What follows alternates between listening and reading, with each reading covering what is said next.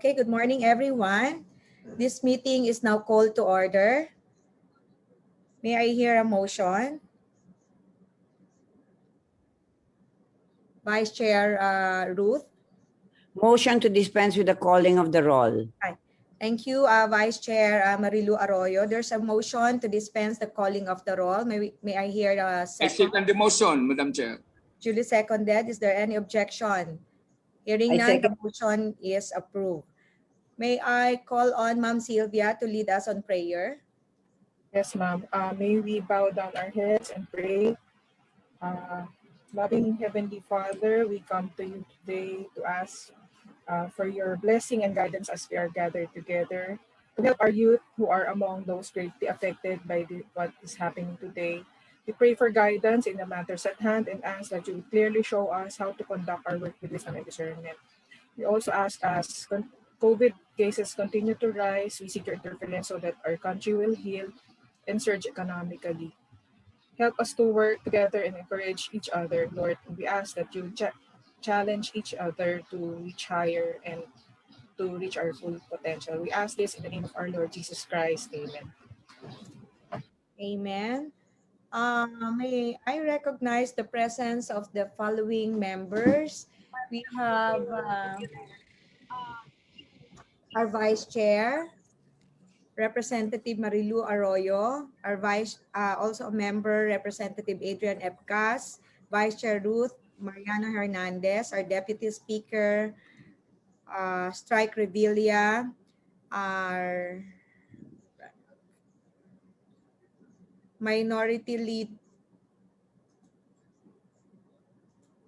Deputy Minority Leader, Representative Stella Kimbo. We have Vice Chair Rep Sean Acop. We also have representative from the minority, Franz Castro.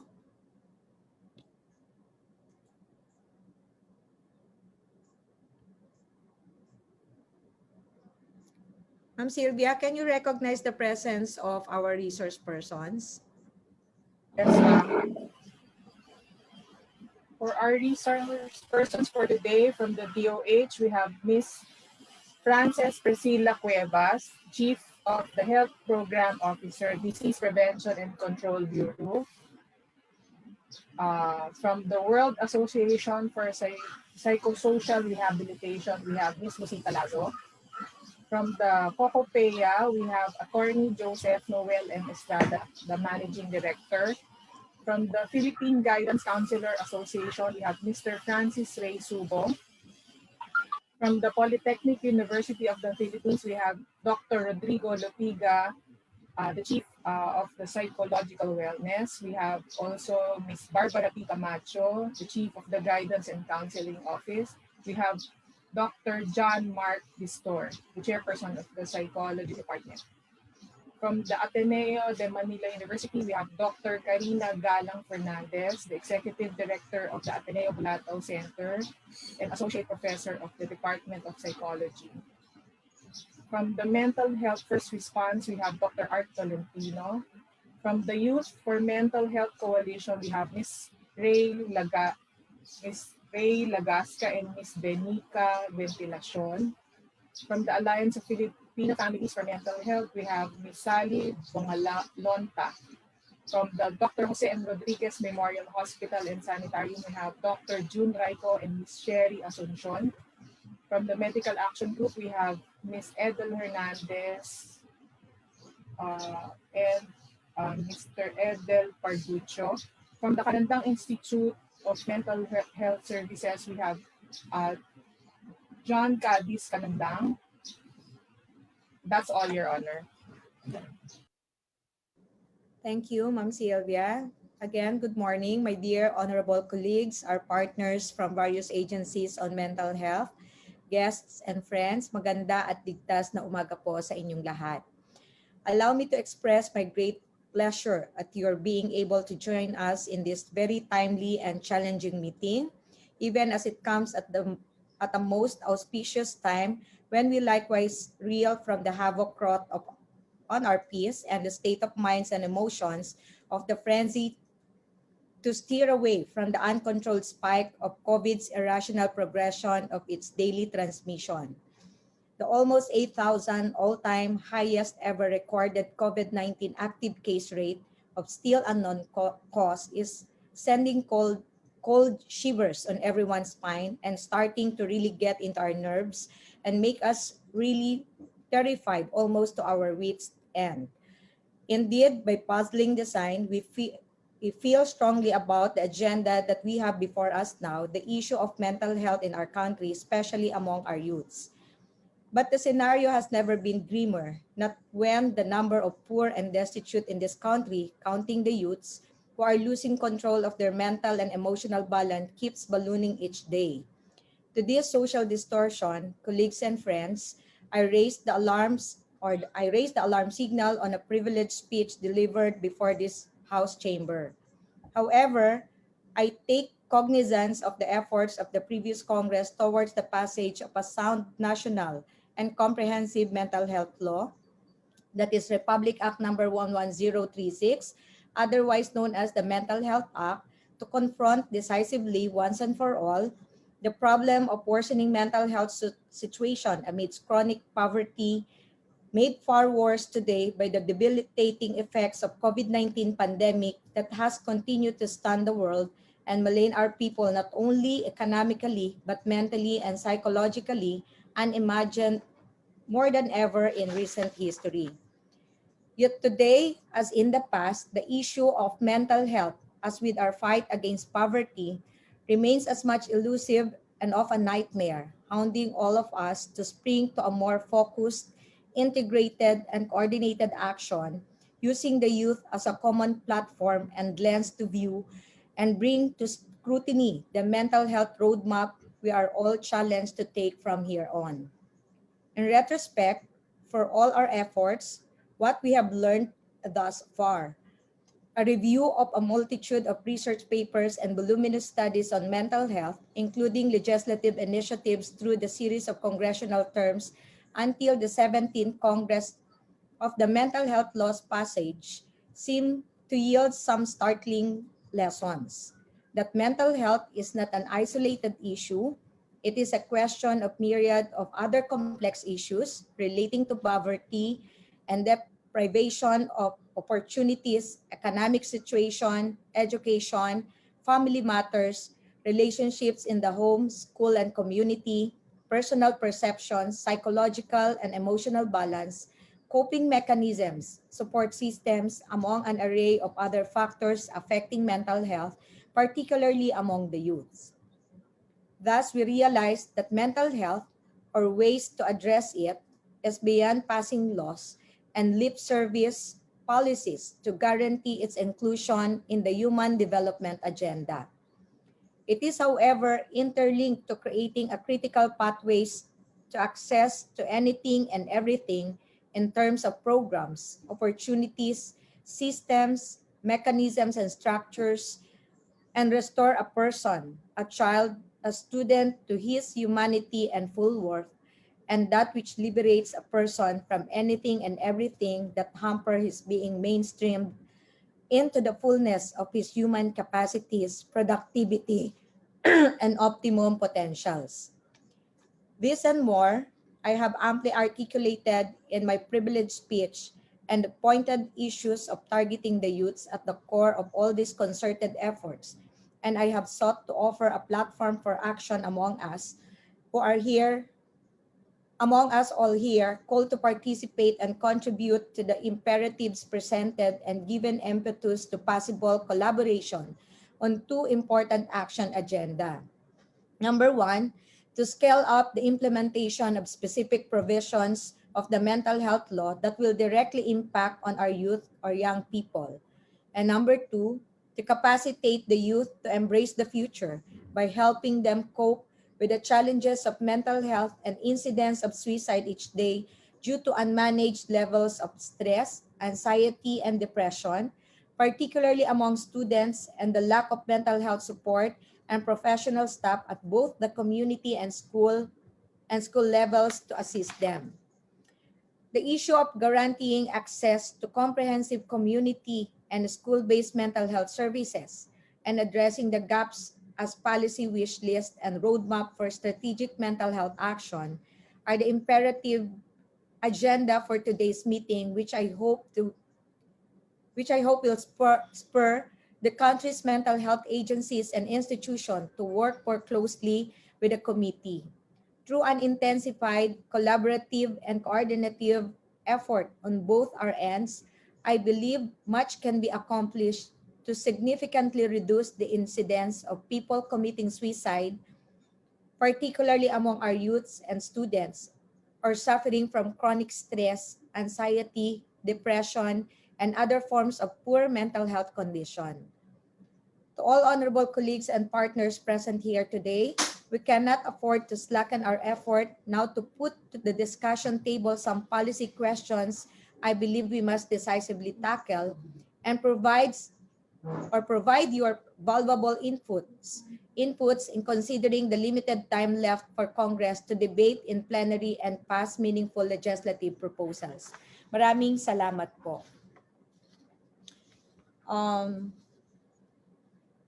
May I call on the Department of Health if you have a presentation on the status of the implementation of the Mental Health Act.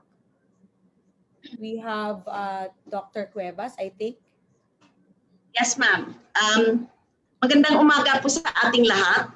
Just would like to be able to respond to the queries that was raised by the Honorable Congresswoman Tan, particularly very specifically highlighting in her privileged speech the need for ensuring that mental health services, particularly to the youth, are now being done. We will be providing you with our full position paper later po, ma'am. But we just would like to be able to say at this point in time that as we are now going to be celebrating our third year in the signing of the Mental Health Act by June 2021, June of this year, I would like to be able to take this opportunity to tell everyone about what we have done so far in the implementation of the Mental Health Act. First and foremost, the Philippine Council for Mental Health that is being chaired by the Secretary of Health, and is composed of representatives from the ILG, DepEd, SHED, CHR, DOLE, the civil society, the academe, and unfortunately, wala pa pong na-appoint representing the professional organizations. But we have the SWD and NCMH as permanent resource person sitting in this council. It is very functional, and we have been meeting quarterly, quite regularly, except for the two quarters last year because of the advent of the pandemic. But we already have, and we are now implementing the strategic plan that has been approved in the last quarter of 2019. The strategic plan, if I may say so, takes into account the various mandates of the different government agencies as duty bearers, and very much stated in the duties and responsibilities of each of these government agencies on how to implement in the implementation of the Mental Health Act. Second is that I would like to address the task that was given to the Department of Health in the development of a viable, sustainable, community-based mental health program, and including a possible establishment of community-based mental health facilities as appropriate and as needed by the community.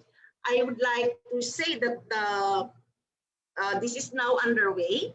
The development of this framework is underway, and we got technical assistance from WHO, and we hope to already roll out these standards and guidelines based on the result of the pilot implementation.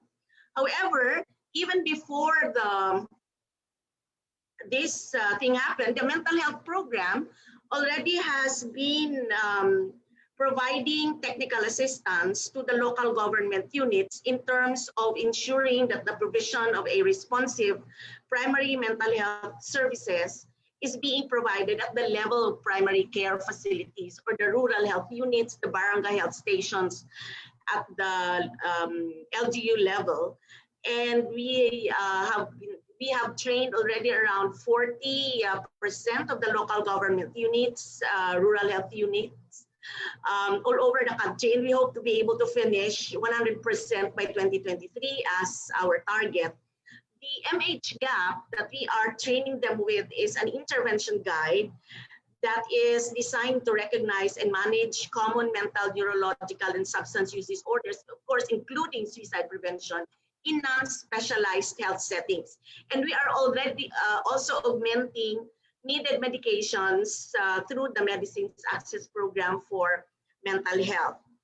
Another one that we are doing is we have a technical working group on suicide prevention strategy. And we are now developing the relevant policies. And the activities within these that we have been doing already is that we continue to support the National Center for Mental Health in the operation with 24/7 crisis intervention Usap Tayo hotline. And part of the overall strategy is that NCMH will become the hub of all of the crisis hotlines across the country. They will be linked together and are able to support each other in terms of responding to calls and provision of the needed immediate services wherever the call is going to be made and if immediate service is going to be needed. Financial support also now is being provided to Tawag Paglaon, which is a crisis hotline center also based in Vicente Soto Medical Center in Cebu City. So we're expanding the different crisis hotlines that we have all over the country in the next 2 or 3 years. The development of a suicide, we needed this very badly. The development of a suicide surveillance systems and registry is also now underway. And we hope that when we put this in place and have the reports come in, we will be able to have a better grasp of the landscape that we are facing with when it comes to suicide, suicide attempts, self-harm, and be able to intervene appropriately at in different areas. We also would like to respond to the need for increased health promotion activities that we are doing, particularly with the local government units. The Department of Health has, together with different organizations, particularly with the local government unit, we have developed a playbook on mental health, which is now which is needed to mainstream mental health in communities. So we have a mental health promotion playbook. It is a package of innovative evidence-based health promotion programs that we have done in order to assist the local governments with the ready-to-use template ordinances that they can use to push for health promotion, particularly mental health promotion, evidence briefers, implementation plans, monitoring and evaluation plans, communication plans, and prototype materials. And we have also, because of the increasing burden of mental health brought about by the COVID pandemic, especially among the youth, we developed the playbook for mental health to assist local government units in setting up community-level social support structures and organizing youth-led peer support groups to serve as an early intervention to mental health problems among the youth. This is done in partnership with the Philippine Guidance and Counseling Association, peer organization with the Philippines. So we are now doing a lot of things to do this type of strategy that we have. We are also at the same time mainstreaming what we want as a mandate of the Universal Healthcare Law. We are now also trying to ensure that the mainstreaming of mental health in schools and other learning institutions are also being done. So the Universal Healthcare mandates that the Department of Education designates schools as healthy settings and enjoins the Commission on Higher Education and Technical Education and Skills Authority to do the same with the respected learning institutions. And we have been coordinating with these three education authorities to develop healthy learning institution framework to ensure that the health and well-being of learners are given adequate attention. And we have as our major thrust the mental health promotion in the different schools. So there are a lot of other things, Chair, that of course, the Philippine Council for Mental Health is working on, but just very specific to the discussions that we have today. These are the things that the Department of Health has already started and is going to pursue. We are actually planning by June, the end of June, to make an Ulat ng Bayan. This is actually a virtual meetings and conferences that we'll be putting up to report to the country as to the achievements that we have already done in the implementation of the Mental Health Act. We know that there's a lot of things that we need to do, but we need to put the systems and the structures and the frameworks in place so that when we push this forward, then everything it will become seamless, and hopefully a lot of investments can be provided also for the purpose. So thank you, Chair. Dr. Cuevas, Yes, ma'am. you mentioned we are on our third year from the signing of this law. So when is your target for the full implementation of this law? Kasi yung crafting Yeah, we developed. I'm sorry. We developed, Chair, the strategic plan with a goal of having all of our target indicators show progress by 2023. So it's a 5-year plan. And we are now in the middle of the implementation. If I might say, we were a little bit delayed because of a lot of things, of course. But having said that, naghahabol po talaga kami, Chair, on making sure that the implementation of the Mental Health Act based on our strategic plan is going to be on point, on time, according to our strategic plan. Director, kasi actually what prompted me to deliver that privileged speech is because I've been encountering a lot of stories in the ground as I go around in different municipalities and barangays in Quezon province. I've encountered students who committed suicide, parents who hung themselves due to different reasons, no? And when I asked, so may follow-up ako, have you talked to anyone from the local, from the rural health unit, from the Department of Health, for the students, anyone from DepEd? So ang meron lang is that ni-report nila na nagpakamatay and namatay. Any follow-up, wala pong natanggap, no? Walang kumontak, at least nagkaroon ng debriefing ang family or ang community. So until now, wala pong ganyang activities. And alam natin, more than ever, ngayon yung kailangan, kasi nandito tayo sa COVID-19 pandemic, no? Supposed to be napaghandaan natin itong pagdating na to. We're on a right position kasi meron tayong existing na batas. But I just wanna go on details lang, Director Cuevas, kasi hindi ko ma-visualize na saang estado talaga tayo on the implementation. I know hindi lang naman DOH ang concern dito, no? May other agencies and stakeholders involved, no, in crafting that roadmap and in the implementation. I just wanna ask, on Section 15 of RA 11036, otherwise known as Mental Health Act, provides that responsive primary mental health services shall be developed and integrated as part of the basic health services at the appropriate level of care, particularly at the city, municipal, and barangay level.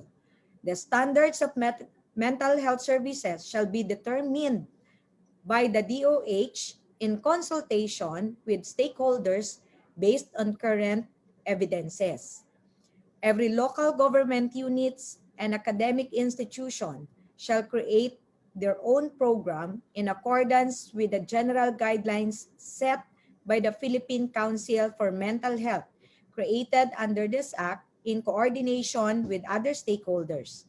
LGUs and academic institutions shall coordinate with all concerned government agencies and private sector for the implementation of the program. So for DOH, may I know what had been done so far as this provision of the law is concerned, specifically regarding the directive that the standards of mental health services shall be determined by the DOH in consultation with our other stakeholders based on the current evidences.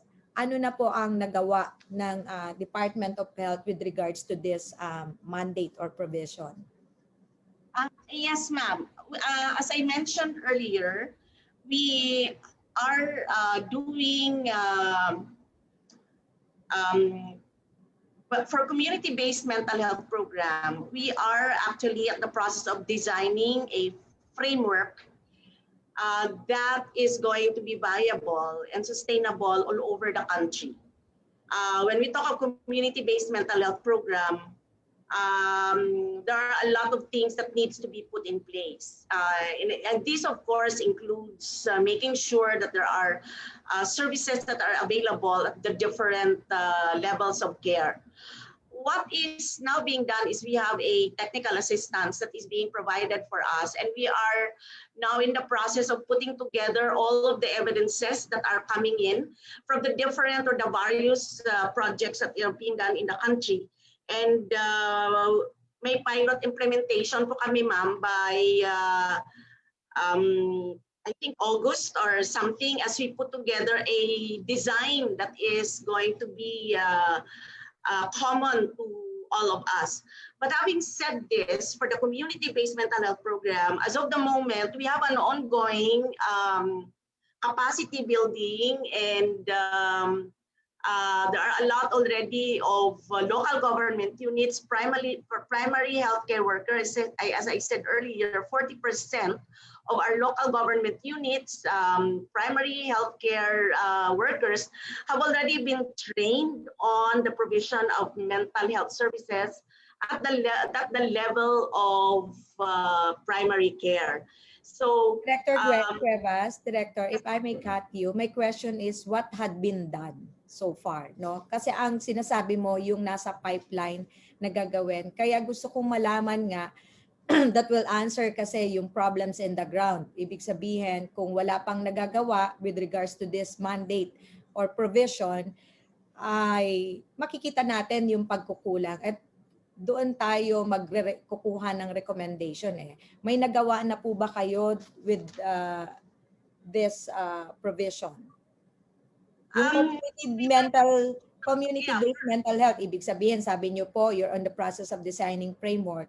Gaano ba katagal to? Is this doable? Ibig sabihin, hindi ba to mabilis na kaya nating gawin kasi ito yung kailangan ngayon?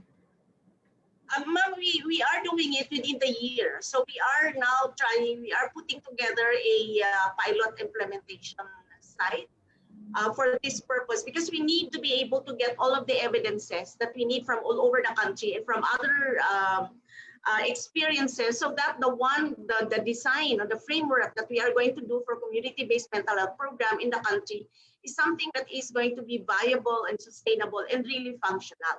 So ito po yung ginagawa namin sa ngayon, and we hope to be able to get the results and roll it out, and the guidelines and the standards that we need to set up and the support that we need to put in is going to be rolled out hopefully by, we'll get to see that by the end of the year, and hopefully roll it out by next year. Director Cuevas, do you belong to the Mental Health Division? Kayo po ba ang head ng mental?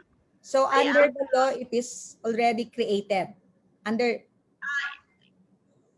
yeah, if if I may say so, the mental health division is still being created. We have a NOSCA already. We are hiring as of the moment, and we hope to be Funded able. po ba ito? Kasi nakalagay po, funded po ba yung mental health division? Kasi hiningi namin yon sa batas that DOH should create a mental health division. So since the enactment Yes. that was almost 3 years, until now, you're on the process of creating this division. Bakit po ganun katagal? Yes, Ano po we were ang only mga given kailangan- by the Department of Budget and Management this year, the NOSCA only this year. May I hear from DBM? Hello, Anyone good from morning po, ma'am. DBM? This is Paul from DBM OPCCB. Yes po. Go ahead, sir. Apo. The Mental Health Division under the Disease Prevention and Control Bureau of the DOH was approved by the DBM last December 9 to 2020, only last year po. So kaya po sinasabi po ng DOH po siguro na 2008. ngayon lang pong year nagkaroon ng NOSCA. So pero na-create na po siya noong December 2020 po. So that division has been provided with the initial staffing of 8 headed by a medical officer 5. Then it will be the lead division in the development of policies, programs, and projects related to the mental health. So yun po. Thank you, sir. So, Director Cuevas, currently you are in the process of hiring. So, ang mental division composition po of staffing pattern. Ano po ang 8? Yeah, we only have 8. We were given 8 positions for this purpose. Yes po, ma'am. 8 positions. You have 1 division chief. So it's only under the division level because it's under the Disease Prevention and Control Bureau. So, and it's going to be divided into 2 teams. One team is going to be the Secretariat for the Philippine Council for Mental Health. In the other team will implement the program for the National Mental Health Program for the country. Thank you, Director Cuevas. May I ask, do we have a representative from the ILG, CHED, DepEd, and TESDA? What particular programs have been made pursuant to this provision of the law? The one I mentioned, Section 15. Can we hear from the ILG?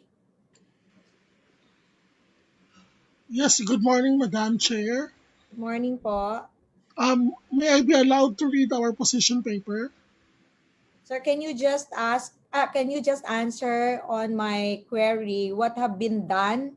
Kasi I'll go to provision by provision on the status of implementation. I was expecting DOH should provide us a good presentation on the implementation of this law.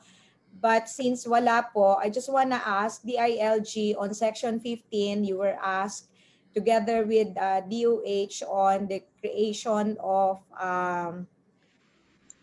the responsive primary mental health services at the barangay, municipal, and city level.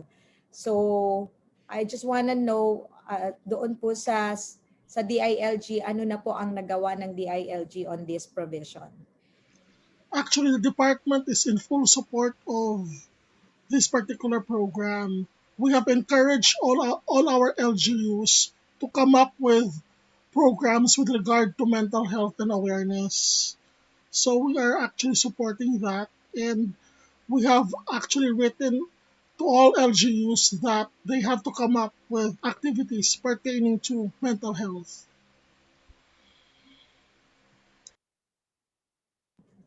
Thank you, Sir Ryan.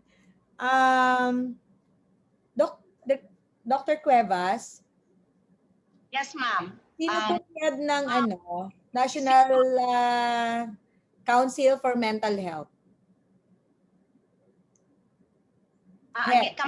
Who's heading the National Council for Mental Health?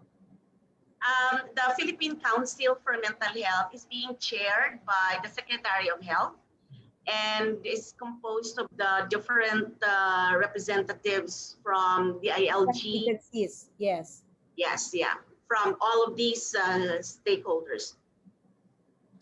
Okay, thank you so much. May we hear from the Commission on Higher Education? Do we have a guest from CHED? Same question. What particular programs have been made pursuant to this provision of the law on Section 15? Anyone from CHED or DepEd?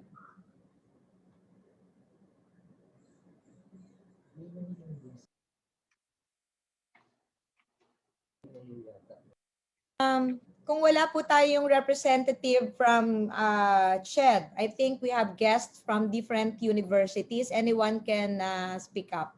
We have a guest from Ateneo, Dr. Fernandez. Yes, hello. So your question is Can what you are share with us? Yes, ma'am. Please proceed. okay. So we have several. So the first, I'm also part of the Psychological Association of the Philippines, and we also have a representative from PAP here. We are coordinating with DepEd on a series of seminars for teachers on mental health. So there's sort of teacher training since the teachers are the ones on the ground with the students. Secondly, Ateneo in particular has several programs. Well, no, wait, sorry, PAP also. Ateneo and PAP have the katatagan.org, which is on mental health, where people can attend both synchronous and asynchronous short-term workshops for enhancing their well-being. So katatagan.org. And then under the psychology department, we have brief psychological services. It's people can avail of several free sessions just for mental health concerns. Yeah, so there. We also have a lot of other, like such as our Masayang Pamilya program, our on the ground workshops for families of children and adolescents for parent training for just well-being of their children. So those are some of the programs we have. Thank you, Dr. Fernandez. Before I proceed, I would like to call on Deputy Minority Leader Constella Kimbo for her questions. Go ahead, Constella. Thank you, Madam Chair. Well, first of all, congratulations on your PS. I fully support your advocacy, ma'am. My question for the DOH is, what do you intend to do with the 100 million pesos increase in budget that you received for mental health under the 2021 GAA? My understanding is that under the NEP, the budget was 615 million, but then under the GAA, it is now 715. So there's an additional 100 million. We would like to know what's the intention for that additional funds. Director Cuevas. Yes, ma'am. Just wanted to say I'm not the director. I'm just officer in charge of the division as of the moment, since we're trying to put together a division. So I'm sorry about that. Are you aware? Are you aware? Yes, ma'am. Yeah, I'm aware of the budget that we have, but let me just say that we have a budget of 100 million for the purpose of buying or procuring drugs and medications for our MAP Medicines Access Program for Mental Health. Para po ito sa mga gamot po, ibibili po namin siya ng mga gamot for the purpose of augmenting the need for medications and particularly at the local government level. So pinapadala po namin ito sa mga access sites namin all over the country. So ito po yung paggagamitan namin ng budget. And also, we using this budget, the budget that was given to us, we are supporting actually the CHDs in terms of the implementation of the Mental Health Act at their own level. And also we used some of the money for helping the National Center for Mental Health, the Paglaom, Tawag Paglaom, so that they can pursue the hotlines, operations of the hotline that are already being set in their facilities. So these are some of the things that we are using the monies that we have. Well, yung naman pong plano for the 615, that's already part of the NEP. So ang tingin kong mas magandang tanungin is, ano yung balak for the additional? Kasi hindi po yan dumaan sa amin during the hearings. So yan po ang kailangan po namin malaman. Could you kindly submit to us, Madam Chair, baka that's something that we can request from the DOH, ano yung breakdown po nitong total 715 and in particular dun sa 100 million na dinagdag doon sa NEP amount. And wala po bang kasamang any planned spending on manpower? Kasi po tuwing kausap po namin ng DepEd, it would seem like at least for school-based programs, ang malaking problema talaga is manpower. Napakakaunti ng ating guidance counselors. So I'm wondering, no, and the DOH kasi kayo po ang assigned for the National Mental Health Program. So kasama po doon, sakop po noon ang mga school-based programs. And alam naman po natin, perhaps arguably, no, the best way to really help our youth is through school-based programs. At tuwing kausap naman po namin ng DepEd, syempre, naghihintay din naman po sila ng guidance from you precisely because you are on top of this National Mental Health Program. So, can you comment on this po? Like dito po sa Mental Health Division that you had just newly created and you are now staffing, you're in the process of filling in staff positions. Meron po bang isang staff position? You said kasi 8, no, yung total. Meron kaya isa o dalawa doon na assigned po to coordinate with the DepEd and the schools?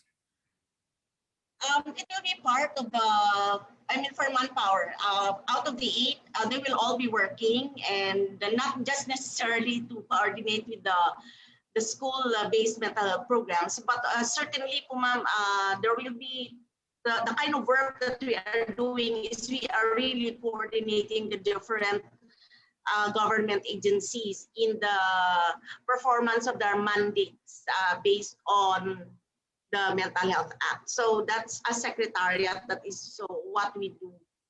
And we'll be helping them out on these different things. But let me also just point out, ma'am, that as of the moment, we did not receive the 640,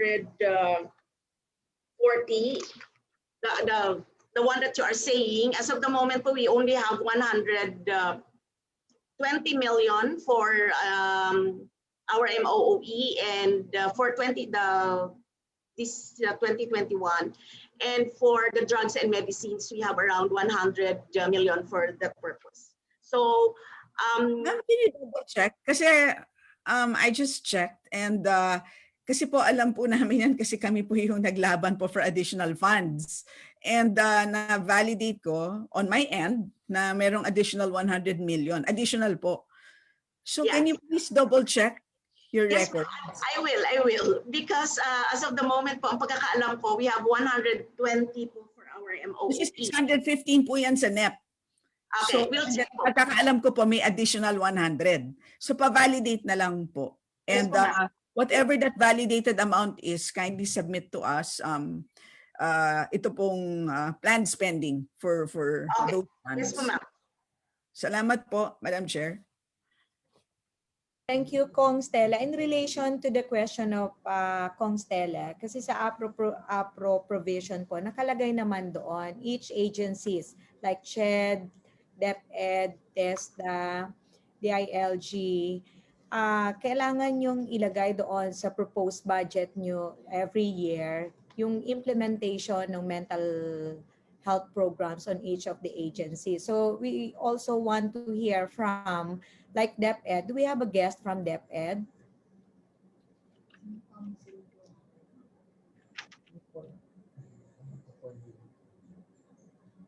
Sylvia, do we have guests from DepEd? Ched? We invited them, ma'am, but wala pong nakapunta. Okay.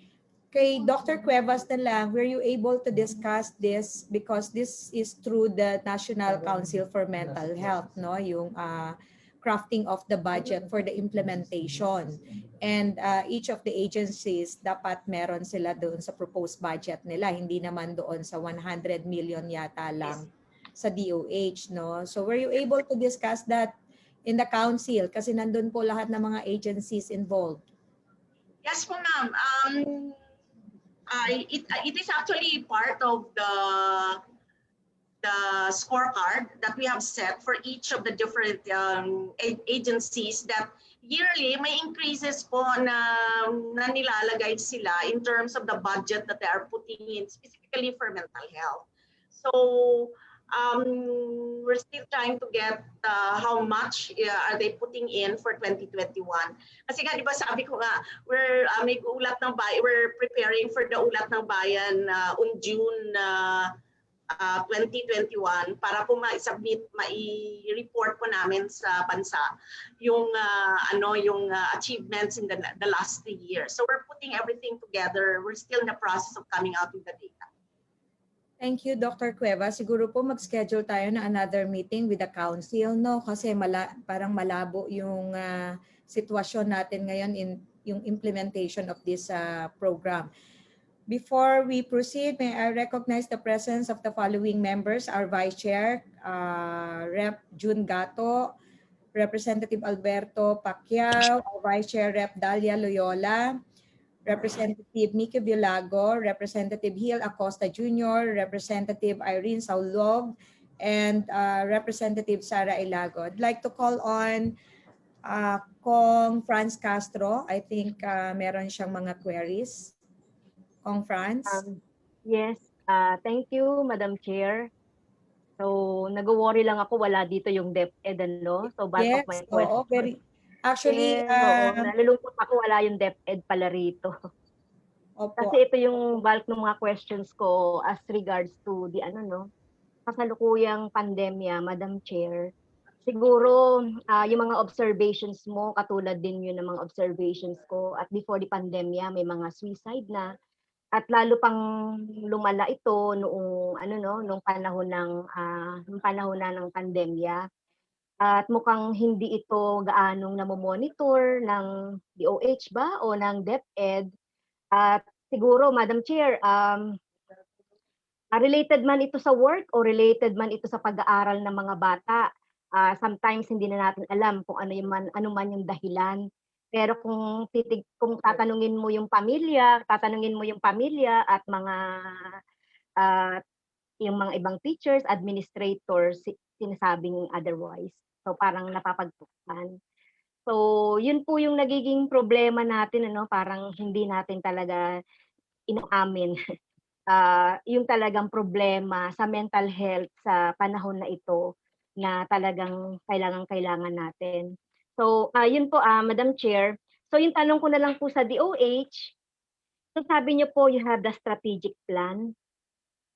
So, Madam Chair, can we ask the DOH kung makakapagpasa po sila ng strategic plan? Kasi doon po natin makikita po kung paano po nila tinititik doon yung mga provisions noong batas. So meron po, Madam Chair, yung sinasabing strategic plan at yung role ng mga agencies, mahalaga po na makita natin. Yes, Madam Chair? can I respond? Yes, please proceed. Yes po, Ma'am, Congresswoman Castro, yes, we have a strategic plan, and this strategic plan is crafted putting everything together. So may apat po kaming pillars. Just very briefly, I would like to say may governance pillar po siya, and that is where all of the different mandates of the different organizations and stakeholders, and particularly the duty bearers, are being placed. And the chair of the pillar, because we have technical committees that are actually in charge of ensuring that all of these are being implemented. We have the ILG as the chair of our governance pillar. We also have service delivery pillar. Dito po na service delivery, DOH naman po in charge. For the health promotion po, DOH po yung in charge. And then we have for the mental health information systems and research and all of these things. We have the National Center for Mental Health as the chair. So, well, having said that, meron pong nakalista talaga doon kung ano yung mga gagawin po ng bawat isa, and we have timelines on how all of these things. We also have some, of course, mga indicative budget on how we are supposed to be providing all of this. Yes, we can certainly provide the committee the strategic plan that we have developed. Madam Chair, may we ask the DOH to submit to us the strategic plan? Yes, Dr. Cuevas, kindly submit us the strategic plan to the Yes po, ma'am. Secretariat. Okay, another question, Madam Chair. So sinasabi nyo you will have on June yung ulat ng bayan. So is the ulat ng bayan related to the strategic plan? So Yes, yung ma'am. magawa, okay, o sige. So antayin din po natin yun, ano? Exactly. Okay. So wala po kayong nabanggit about the PWD. So saan po under yung PWD, yung persons with disability, saan po siya magkakategorize doon sa mga binabanggit ninyo sa plan? Kasi, Madam Chair, kasi kapag ang regular na tao, pangkaraniwang taong gaya natin, talagang tinatamaan din talaga ng mga mental health problems. So more so sa mga PWD. So under the DOH po ba, meron po ba tayong program doon sa kanila on mental health? Yes po, ma'am. Actually, we have two programs that are zeroing in also at the same time for those with mental health issues and problems and disability. Psychosocial disability po ang category na nilalagay natin when we categorize persons with disabilities for those with diagnosed mental disorders. And we have a health and wellness program for persons with disabilities. So that's one. And of course, the overall Mental Health Act actually is designed to provide services for those with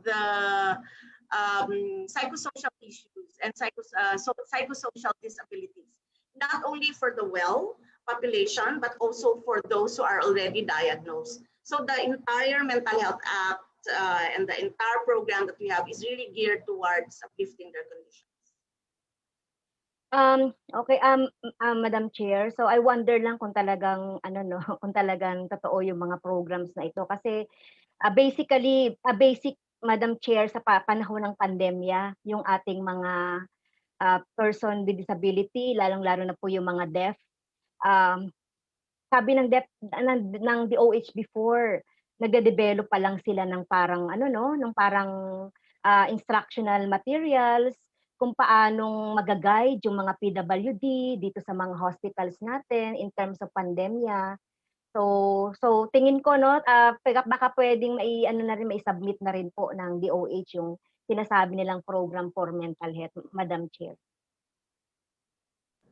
Yes. Dr. Guevas, please submit the documents Kong Franz Castro is asking. Okay, so Lastly, Madam Chair, no, so yung DOH yung on top of the the implementation of our law on mental health. At mahalaga sa atin po yung role din ng DepEd kung paano nila binabantayan kung paano nila naipatutupad ito at paano nila namo-monitor kung ang Department of Education ay talaga bang nagfo-follow. Kasi nga katulad na sinabi niyo Madam Chair kanina, yung lang sa guidance counselors hirap na tayo na makapag-hire ng appropriate mga experts natin on psychology, mga guidance counselors, psychometrician or whoever na pwede talagang makatulong. Alam niyo Madam Chair, sa dami ng trabaho, ito ng mga teachers, ng mga estudyante, talagang apektado yung mental health. Ngayon nga naghigpit na naman ng quarantine, no? Isang taon na nakulong yung mga bata. So ano po ba yung ginawang recommendation, Madam Chair, ng DOH as regards to the paano natin paano magiging healthy ang mental health ng mga teachers natin and students? So meron po bang recommendation ang DOH sa DepEd?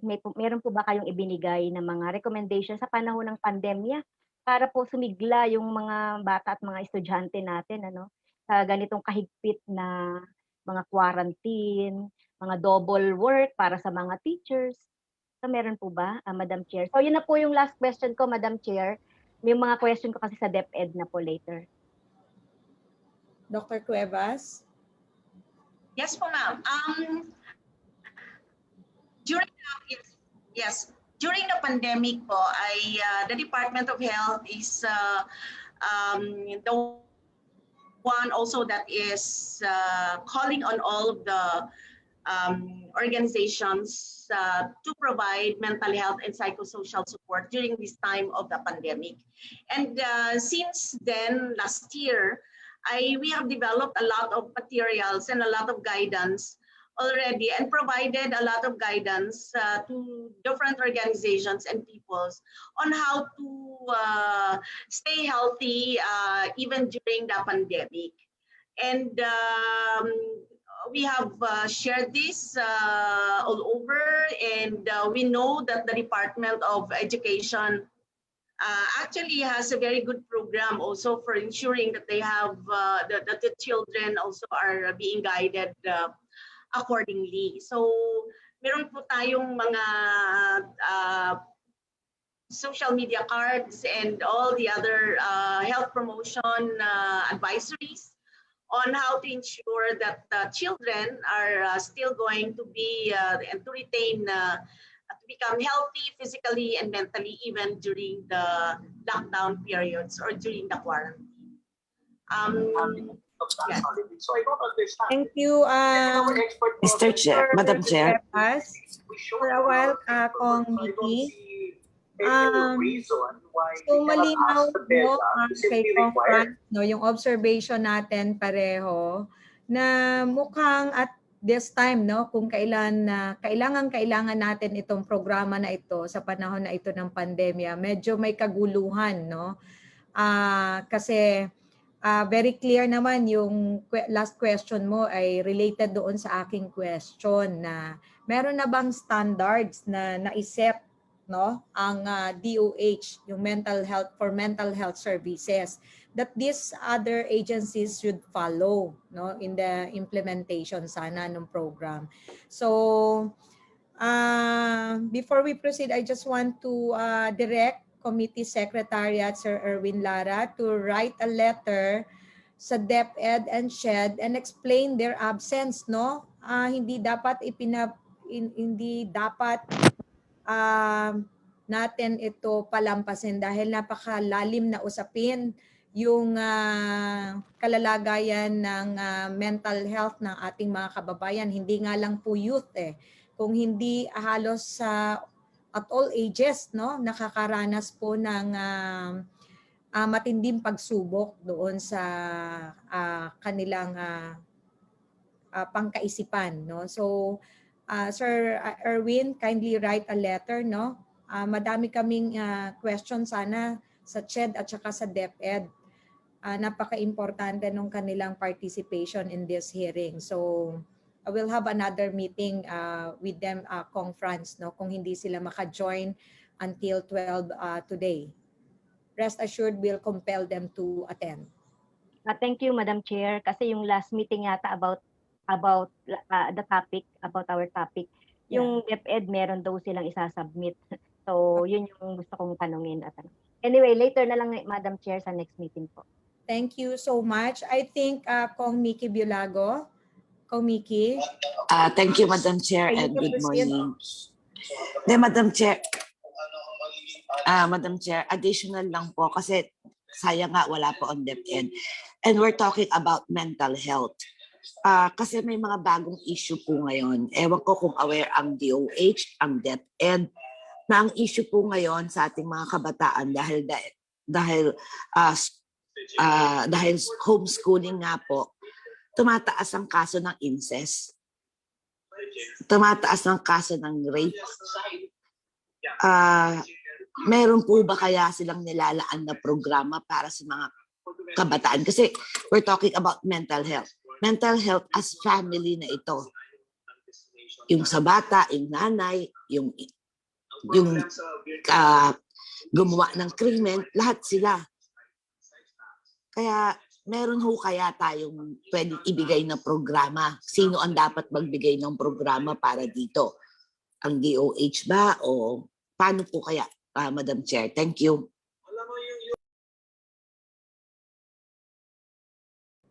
Dr. Cuevas, can you respond?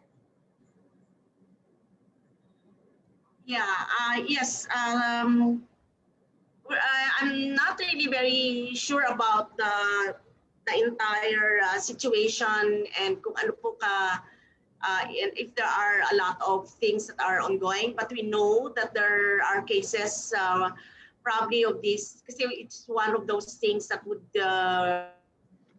really occur, particularly then violence in the homes, etc. We have a program on that, and yes, we will take note of that, Congresswoman, and we will get back to you on how best we have been responding to this very specific problem as of the moment. I will ask for my colleague who is in charge of the BAUSI program about this.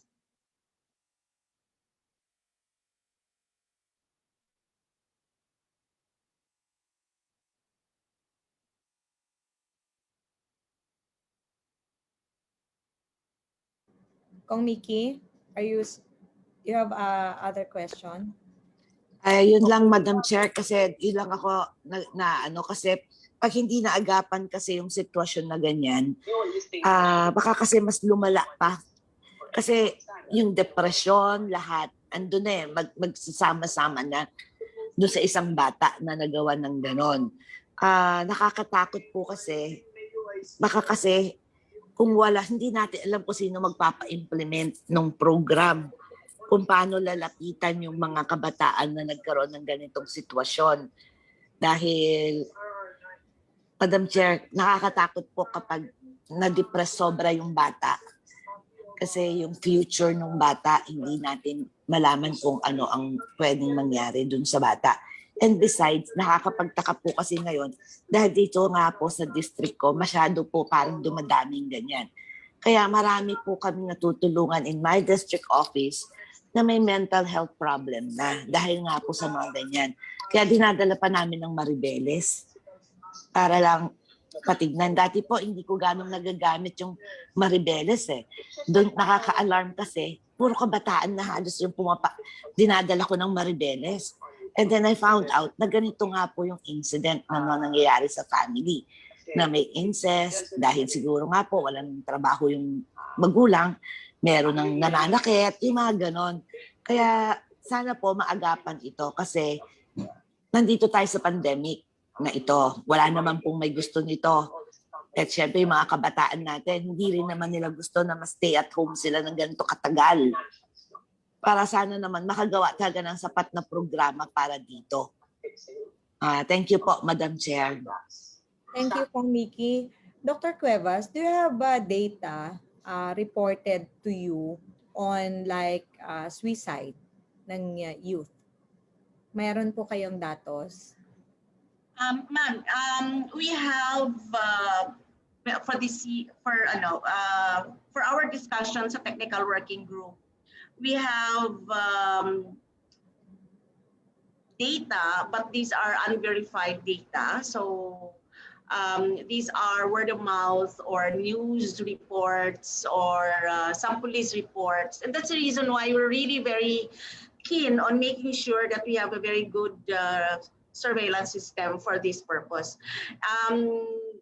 Yes, we have some information that we got from our regions, and it is something that we are working on. Okay, I think you need to have that. Mga doable sana, Dr. Cuevas, ma-implement natin, no? At least yung reporting system from the ground to you. That's the reason why siguro hindi nabibigyan ng action. Kasi kahit yung reporting, wala po kayong magandang datos. Ma'am, yeah, before I proceed, I'd like to call on... Can I say something? Yes, go ahead. Go ahead, Dr. Cuevas. Yes, ma'am. Yes.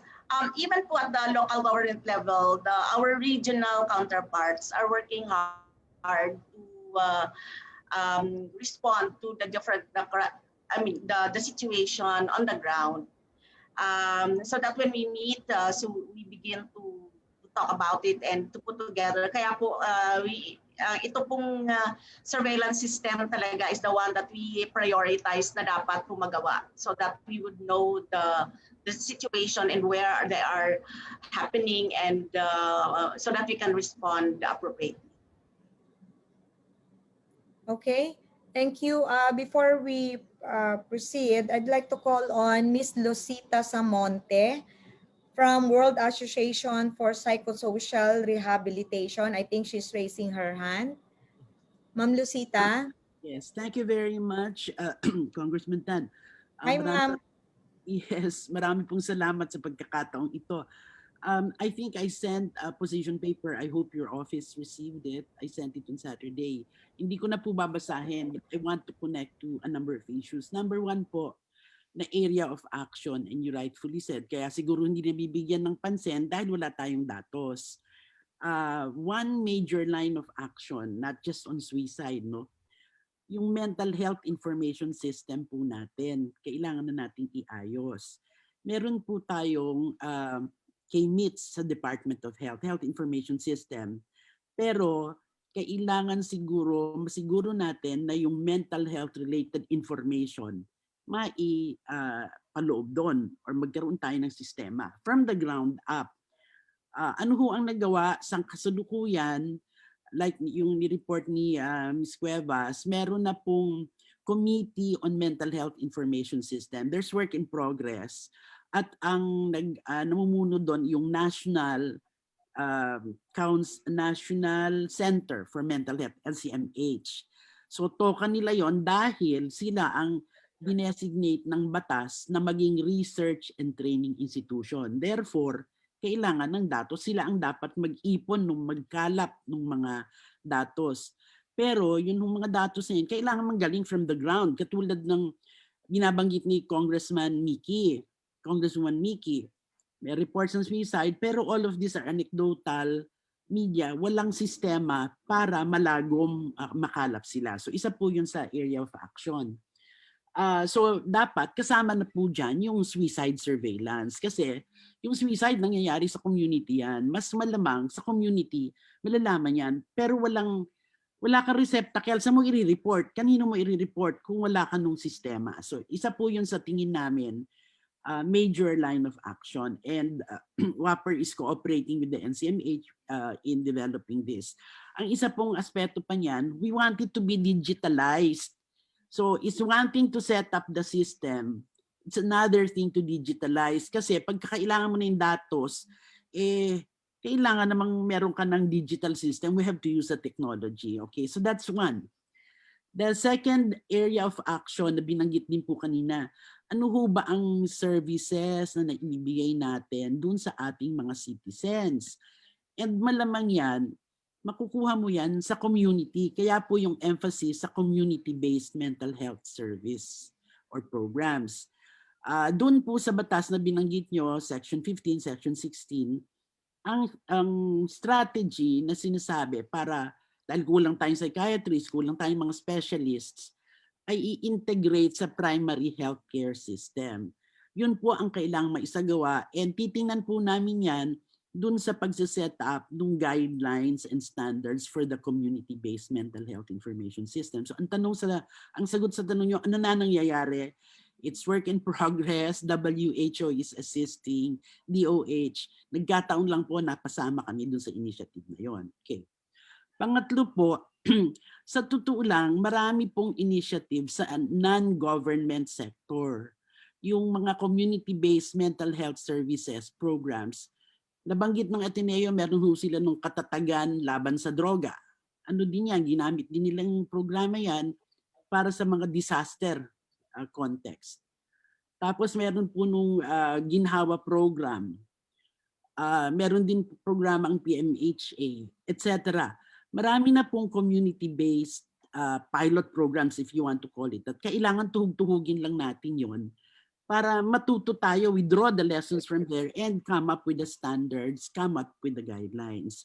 So, ang tanong, kailan matatapos yan? Kailan tayo magkakaroon yan?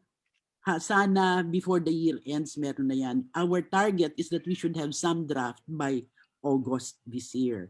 We will be trying out piloting in one municipality with the agreement of DOH in Lemery. But even before this pilot, meron na po tayong mga infanta sa Quezon po, Camarines Sur, meron na rin po sa Samar, sa Iloilo. So in other words, marami yung kumbaga puta-putaking galat, fragmented pilots because it's initiated by the NGO sector. So sa gobyerno, ang kailangan natin tuhugin yan so that we have that body of knowledge that will help us in policy making and will help us in the planning. So dalawa pong main line of action, health information. Number 2 is the community-based mental health services and integration into the primary health system. Pangatlo po, and this is where I think national government agencies have a special role to play. And natanong nyo na po ito kanina, meron ba tayong Division of Mental Health? Meron. Functional ba siya? Hindi pa. Kasi natanggap lang yung pondo noong December. Siguro, the counsel we want to give is it cannot be business as usual because ito pong mental health or mental ill health is actually a silent pandemic. Hindi siya kasing kagilagilalas or dramatic ng COVID, pero it's creeping on us and I think all of you already mentioned it. Meron kang dimension ng incest, meron kang dimension ng violence, etc. So I think in the governance aspect, the leadership and governance, kaya nagpapasalamat po ako at nagtumawag yan itong meeting na to because then we will call on agencies. And karaniwan yan, dun sa batas po, niname nila schools, workplaces, and communities. Kaya may toka ka for DOLE, DepEd, etc. No? Kailangang mag-usap-usap yan. Ngayon, it's also a question of if they attend the council meetings, that's only once a quarter. Parang hindi yata pwedeng ganyan, business as usual.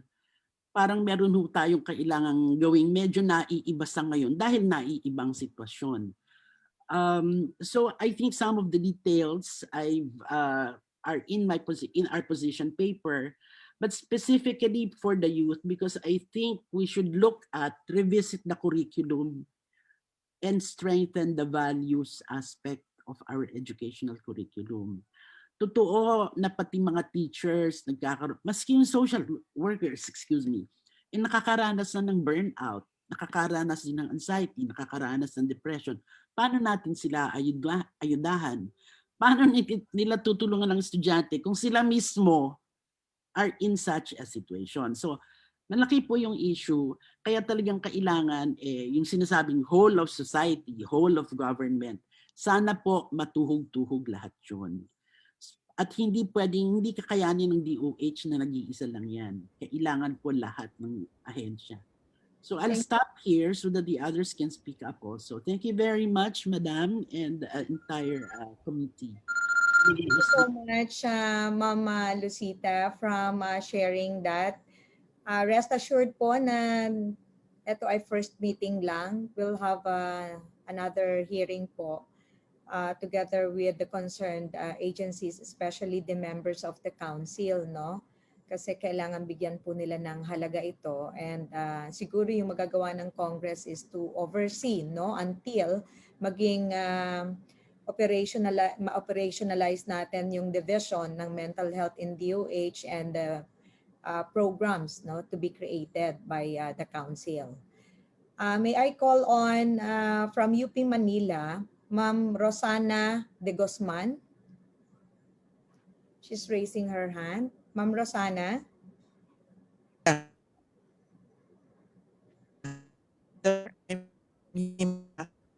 Ma'am Rosana, choppy po kayo. We cannot hear you. Ma'am Rosana, we'll call you again. Ma'am Rosana, kindly get a good signal po. We can't hear you. From Cocopeya, we have Attorney Estrada.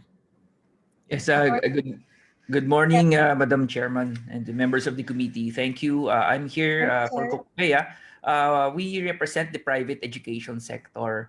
Now, in this discussion, Madam Chair, the private education sector, we represent the interests of the students who are needing the mental health services, as we are discussing now, and also their parents, and also the school personnel. But as private education institutions, we also represent the institutions that are duty bound to implement the law and to partner with government. And we also represent the higher education institutions that deliver the education programs for aspiring guidance counselors. So yun po ang aming extent of some of the issues that we would like to bring up for today's discussion. We acknowledge that that the cases of persons at risk have actually surged, no, even prior to the pandemic, and it has been exacerbated by the pandemic. And while there are no siguro data no available right now or actual cases, there are many studies that actually confirm that because of the migration to online learning, and also because of the social struggles of students related to that transition or their inability to cope with the changes, it highly contributed to the emotional health, no, of these students. And so we support your call, Madam Chairman, on the scaling up of the mental health services, and also in coming up with the needed support for our students. Now, for Cocopea, we'd like to focus on the law pertaining to the provisions affecting educational institutions, and we feel that the implementation, particularly of Section 24 and 23 of the law, plays a vital role, no, in meeting our targets and urgent issues at this point in time.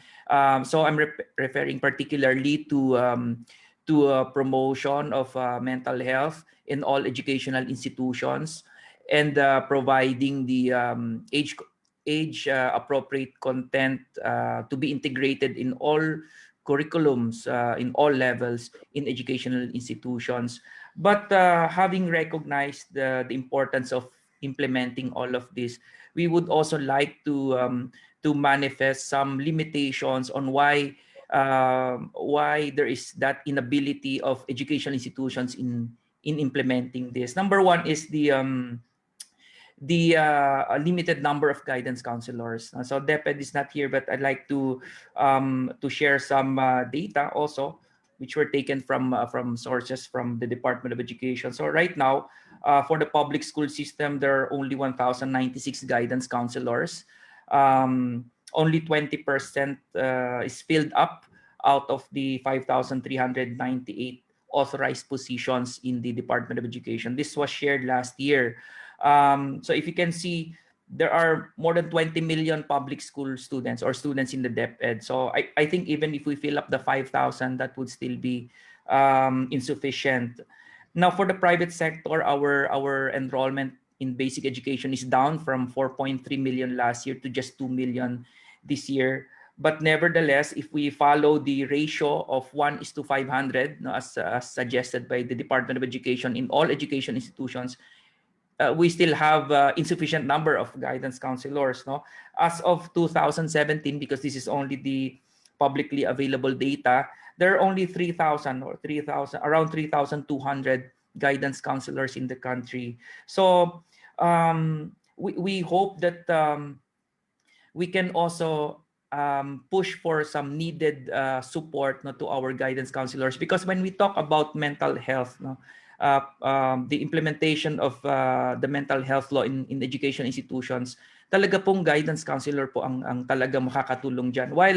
While the law, no, defined mental health professionals to include social workers, nurses, doctors, actually doon po sa batas hindi po specific yung guidance counselor.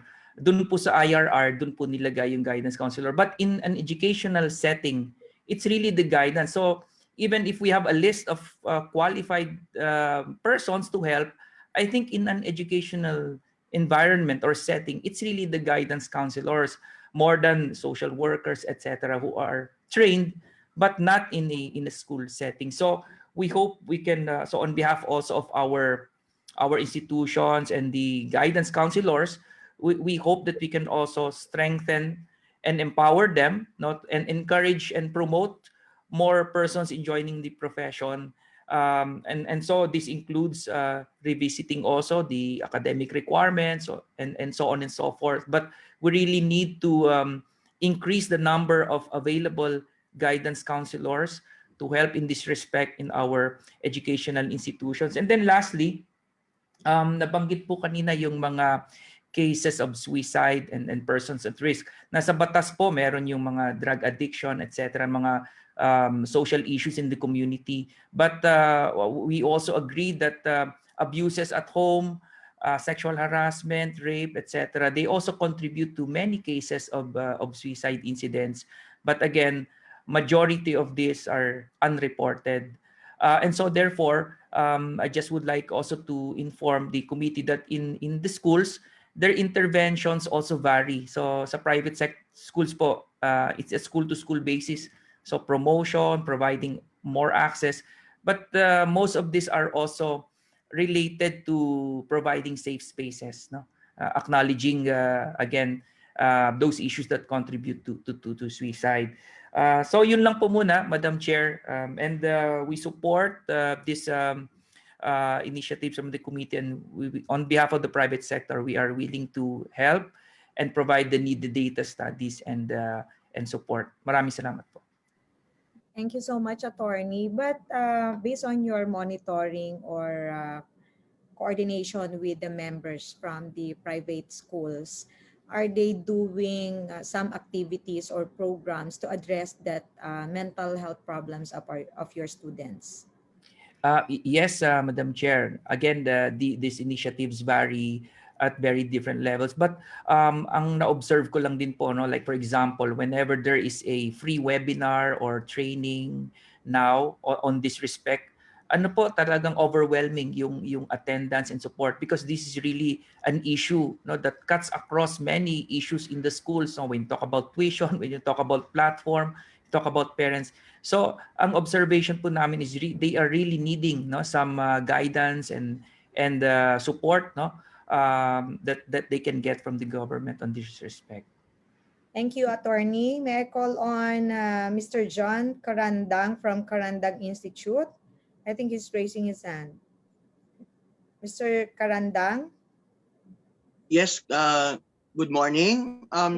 Yeah, yes, I just want to share something about what I've experienced right now in addressing the mental health issues of our students. Kasi sa private sector po, when it comes po sa pagtugon ng mental health issues, meron silang kakayanan na pumunta sa sa practitioner. Pero sa batay sa aking karanasan during the enhanced community quarantine, tumataas na po ang mga ilang kabataan na nagsisik ng mental health professional. Unfortunately, dahil sila ay nasa public school, hindi nabibigyan pa rin daw ng address or nabibigyan ng naaayon kung paano ba sila matutulungan. Kasi kapag ako po ay naiimbitahan sa public school at isang karangalan din po makapagbahagi ng mental health awareness seminar, ang laging sinasabi ng mga principals or ng mga school ng teacher, sir, pwede po ba pro bono kasi po wala pong budget. Wala naman po problema doon. Pero minsan po, pagdating naman po sa hanggang seminar lang po ba? Kasi tad na minsan ng seminar, pero pagdating doon sa pagtugon sa bawat isang tao, medyo nagkakaroon ng kakulangan. Tulad na lang ng ilang teacher na lumalapit sa akin, gustuhin man nila na magkaroon ng accessibility sa mental health, mag-seek. Pero dahil sa dami ng problema sa eskwelahan, dahil dito nga sa pandemya, dahil hindi natin naiwasan, at ng online classes, talagang nawawala yung pagkakaroon nila ng prioritization sa pagtugon nila sa mental health issues nila. Pangalawa, ako naniniwala nga po ako dahil sa pandemyang ito, marami nga po mga bata nagkakaroon ng mental health issues dahil nga minsan nabu-burnout sila, tama nga po, or nagkakaroon sila ng emotional distress. Dahil napansin ko po, batay sa aking pagkaintindi, napaka-after tayo sa sistema ng edukasyon na dapat sa mayroong particular na araw matapos yung module ng isang bata. Na nakikita ko na kung mamarapatin sana, magkaroon sana ng leeway or magkaroon sana ng self-paced program sa pagtugon ng edukasyon. Kasi itong batang ito na nagkakaroon ng emotional distress, pilitin man niyang mag-cope pagdating sa academic, naapekto na rin yung kanilang mental health. Bakit? Kasi parang pressured, parang hindi niya kaya kasi sa sunod-sunod na activities, well, hindi ko masisisi ang sektor ng edukasyon sapagkat talaga naman, gano'n naman talaga ang nakadesign. Pero minsan kasi po, kung pakikinggan ko lang din po itong mga bata, sila rin po mismo na napapagod na dahil nga kailangan nilang tapusin yung kanilang module sa isang particular na araw. Samantalang kung titingnan ko yung analogy, lahat naman tayo sabay-sabay tumakbo sa isang race, pero hindi naman lahat sabay-sabay dapat makarating sa isang finish line. So, kasi iba yung sitwasyon po. Kung face-to-face, mas maintindihan ko na dapat merong particular na oras. Pero kung ganitong online o modular o distance learning, siguro para ma-address natin itong mental health issues ng mga kabataang ito, mabigyan natin sila ng kahit papano mental health break or a self-paced program na kung saan nakadisenyo kung paano nila tatapusin ang kanilang academic requirement. At yung pangatlo po, sana mabigyan din ng pagkakataon ang lahat ng sektor, lalo na mga teachers at mga estudyante na may isama sa PhilHealth yung pagkakaroon ng yung makasama sa PhilHealth yung consultation, mental health consultation. Sapagkat minsan kasi po, dahil sa kawalan ng kakayahan na magbayad, nawawalan po sila ng oportunidad na mag-seek ng professional help.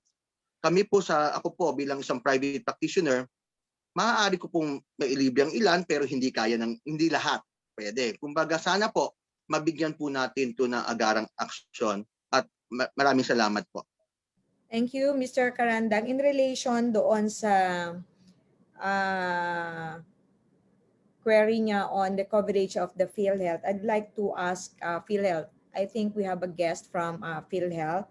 On Section 6, Section 6 on service coverage under RA 11223, otherwise known as the Universal Healthcare Act, provides that every Filipino shall be granted immediate eligibility and access to preventive, promotive, curative, rehabilitative, and palliative care for medical, dental, mental, and emergency health services delivered either as population-based or individual-based services. So I'd like to ask PhilHealth if they cover psychiatrist or psychologist consultations to help treat and prevent mental illness, and the current packages available, no? Outpatient packages and inpatient packages. Can I call on PhilHealth? Representative from PhilHealth.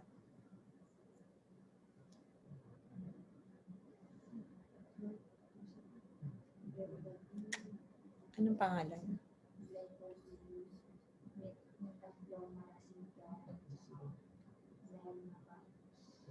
I think we have three representatives from PhilHealth. May we hear from you? Anyone from PhilHealth?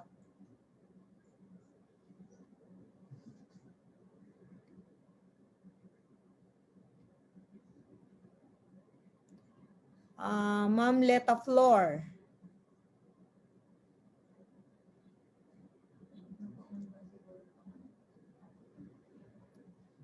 Ma'am Sylvia, can you call on PhilHealth? Or Diane? Yes, ma'am, will do. Kasi andito sila, online sila, but wala nagsasalita sa kanila. Anyone from PhilHealth?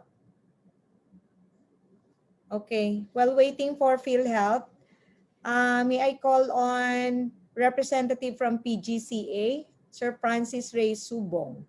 Good morning po, Madam Morning, Chair. Madam Chair, may I ask if I can share a presentation, or maybe if there are, maybe we can also, I can present that also sa next na mga hearings, Okay. if there's Sir, a time. anong organization po ang PGCA? What does it mean? It's a Philippine Guidance and Counseling Association po, Madam Chair. Okay, how long is your presentation? Kindly make it About 8 to 10 minutes. Or I'll make it 5. Yeah. Summarize na lang, sir. Okay, thank you so much po, Madam Chair. To our host, may I ask po if I can present po? Dayan? Ayan, okay.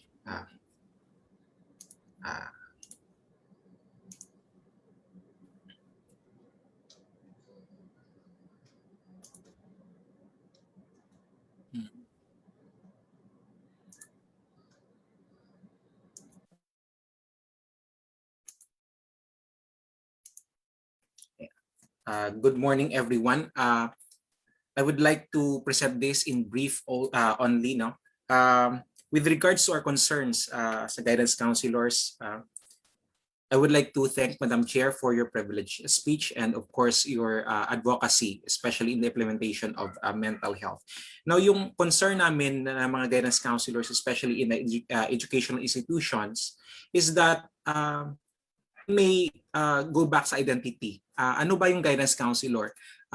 Teacher po ba siya or mental health professional? Because under the Magna Carta for public school teachers, we were included, but we have our own law, RA 9258, that professionalized the practice of guidance and counseling.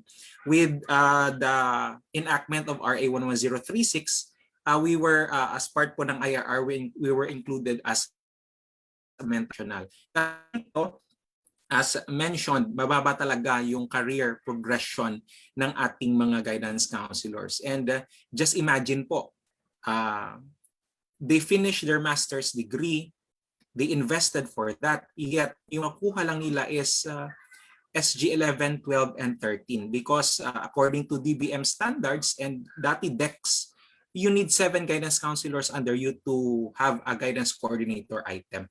So ito po yung items na to, ito po yung ginagamit ni DepEd. This is one of the many considerations. Bakit po medyo may apprehensions yung ating mga possible na counselors in the making to have or to enter into this kind of profession because walang career progression. And it's ironic because guidance counselors are career specialists. No? So that's why we are also, nandito naman si Congresswoman Stella Kimbo, one of the authors ng ating substitute bill.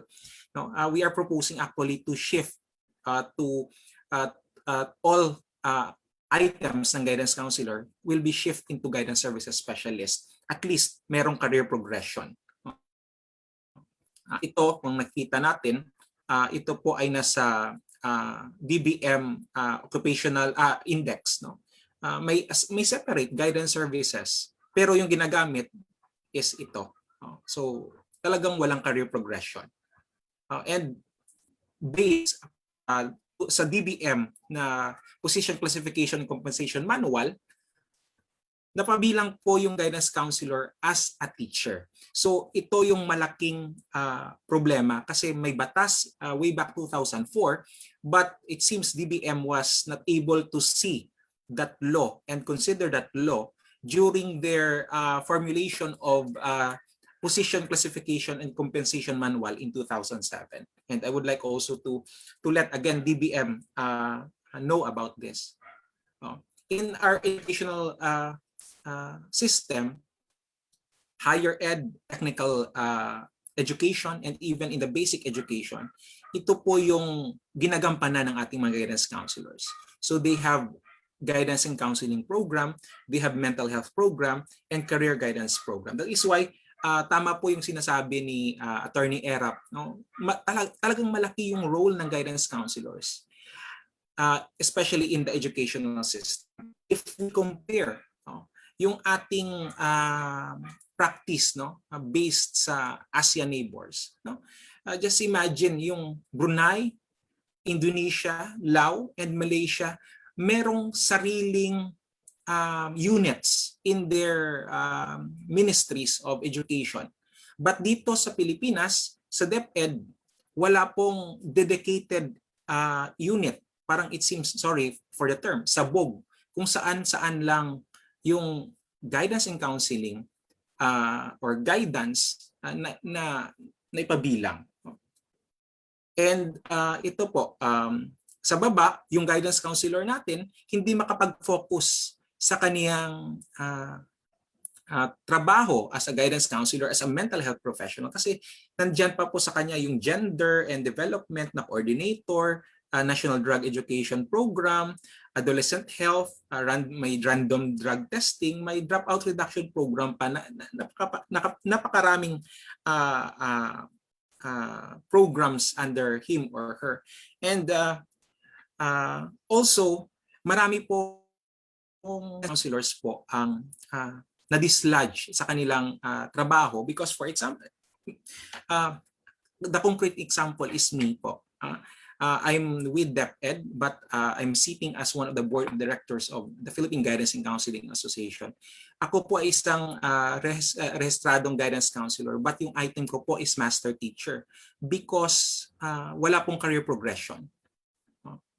And yes, yung ating mga resource persons are saying that there are mental health activities in DepEd. However, wala po tayong mental health program.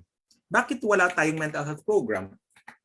Saan po nakalodge? Sino po yung who handles the mental health program? Kasi sabi ni DRRMS, yung Disaster Risk Reduction and Management Service, that is a bureau level, may MHPSS kami.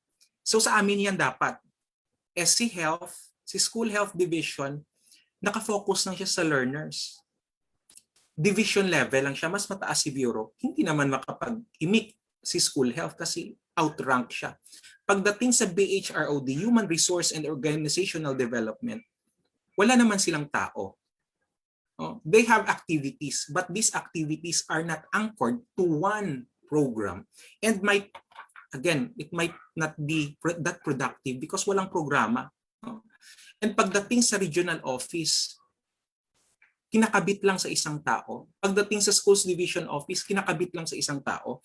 In relation po sa sinasabi ni Attorney Erap, no, sa private schools, especially sa basic education, yung DepEd meron po sana at least may provision of technical assistance or private schools. But in the division offices and in the regional offices, who are handling this aspect of mental health and career guidance, no? Na talagang linya niya po yung mga ganong area, no? And ayun, kinakabit lang po sa isang tao, sa isang for example. And pagdating sa school level, ang dami pong add-ons kay guidance counselor, no? Siguro this one, ito po yung paano ko lang in passing, no? Ito po yung mga gawain ni guidance counselors, no? May associate, may career advocate, and may mental health advocate, no? As of 2019, we have around 4,069 guidance counselors. Since wala pong board examination na naganap last year, this is the number po, 4,069. Yung board passers, 2,377, and yung nakakuha po under grandfather's clause, 1,692 po. As of the moment, Madam Chair, we have current House bills for our guidance counselors. So I think Congresswoman yung isang author is also nandito, no? So for House Bill 6154, 6264, and 7326, no? Sponsored by Deputy Speaker Rufus Rodriguez, yung ating good congresswoman from Kalinga Party List, and 7326, yung ating good congressman from and of course we have the substitute bill, House Bills 2075 and 2732, Public Basic Education, Mental Health and Wellbeing Promotion Act, which of course Congresswoman Stella Kimbo is one of the co-authors. Right now, ito po ay nasa Committee on Appropriations for proper disposition.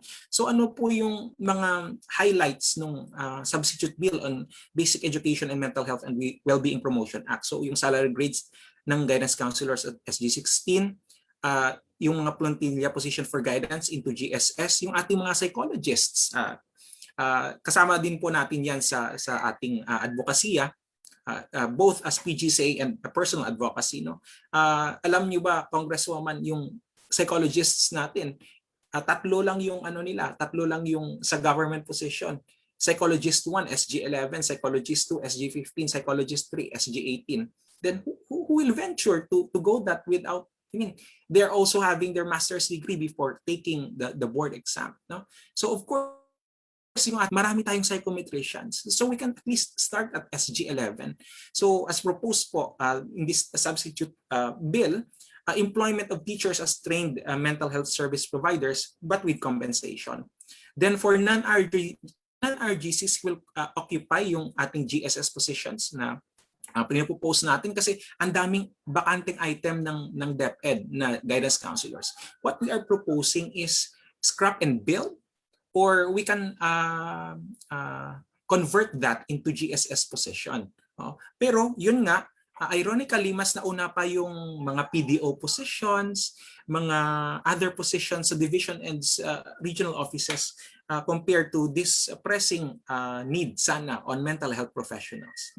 And of course, we are proposing also, or part of that substitute bill is the 5% of appropriations for mental health program and services for DepEd. However, isa po sa pinakamasakit na siguro or a setback is yung proposed provision na there is a Bureau of Health and Wellbeing in DepEd.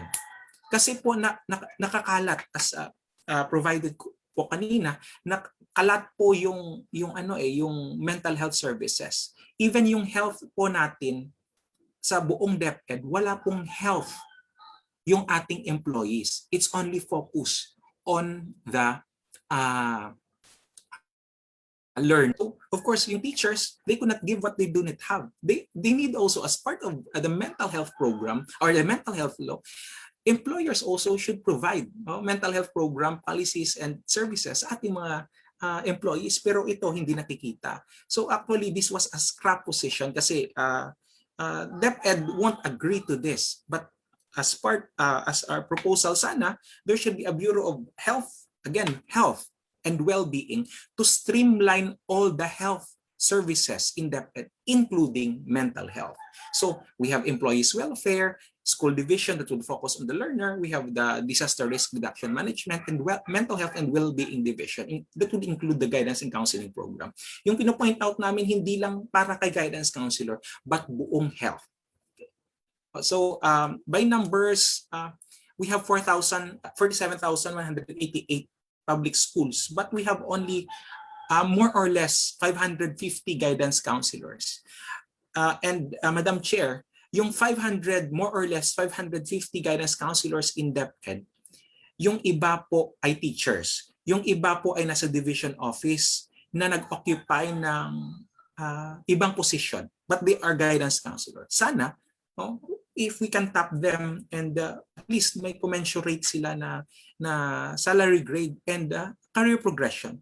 And with this 550 guidance counselors in DepEd, we if 1:500 yung kailangan natin, we need yung guidance counselors natin would cater at least 41,000 students. That's the reality po. Right now, we are still gathering also the data from our TESDA schools, and of course, yung ating higher education, SUCs and LUCs. Right now, in DepEd, sa level po ng DepEd, out of 16 regions, lahat po ng 16 region, may at least one guidance counselors. And out of 221, this is hindi po na-update. We have 21 schools division offices, around 27 po yung may guidance counselor. At least 75% po ng division offices natin meron. Now, with regards to the suicide, for example, may mga policies naman. For example, hotline, pero hindi po na nafa-follow.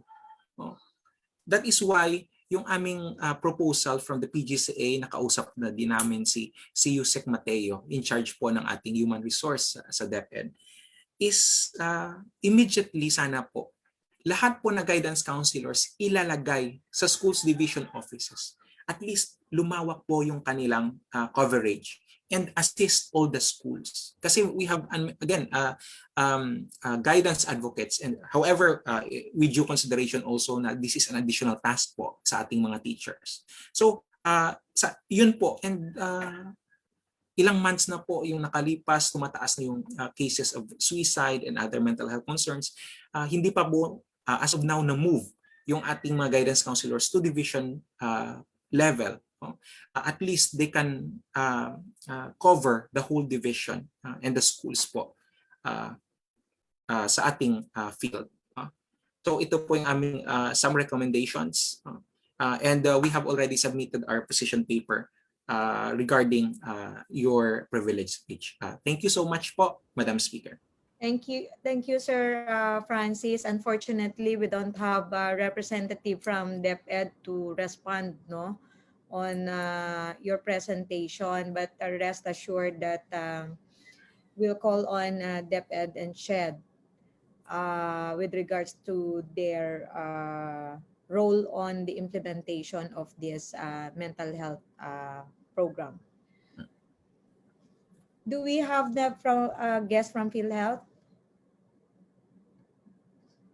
Ma'am Sylvia? Ma'am, may we call on Dr. Ann Remonte, PhilHealth? Yes. Dr. Remonte? Good morning po. Good morning, Congresswoman Tan. Yes. From PhilHealth side po, we already conducted a Ma'am, study. can you increase the volume of your sound? Ito po. Okay. From PhilHealth side po, we already conducted a study mapping the services that will be covered for mental health. But the services range from the primary care level to hospital level. So for the primary care level, we would like to integrate it into our consulta package, such as the screening, for instance, and possibly the drugs used in the primary care. But for the hospital, or those that would involve specialist care, that will be for in the future once we come up with a comprehensive outpatient uh, benefit package, and also integrating it with the hospitalization. We plan to propose this for next year, because our for now, our concern would be whether will there be enough fund, given that there is a move to suspend the premium increase, whether there will be enough fund uh, to fund this benefit that we are going to propose. But there is already a plan for mental health to coverage. Currently, ma'am, meron ba kayong packages, existing packages for inpatients, psychiatric Yes, ma'am. problems? Can you mention some of these packages and how much? Okay po.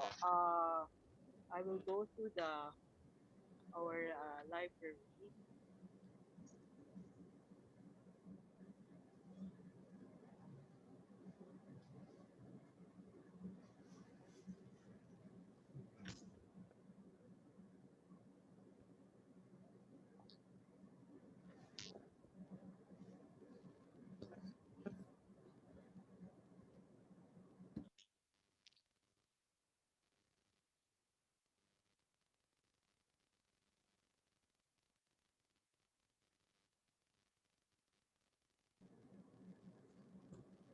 For instance, for instance, Madam Chair, we cover organic mood affective disorders, organic anxiety disorders, delusional, such as schizophrenia, like uh, all.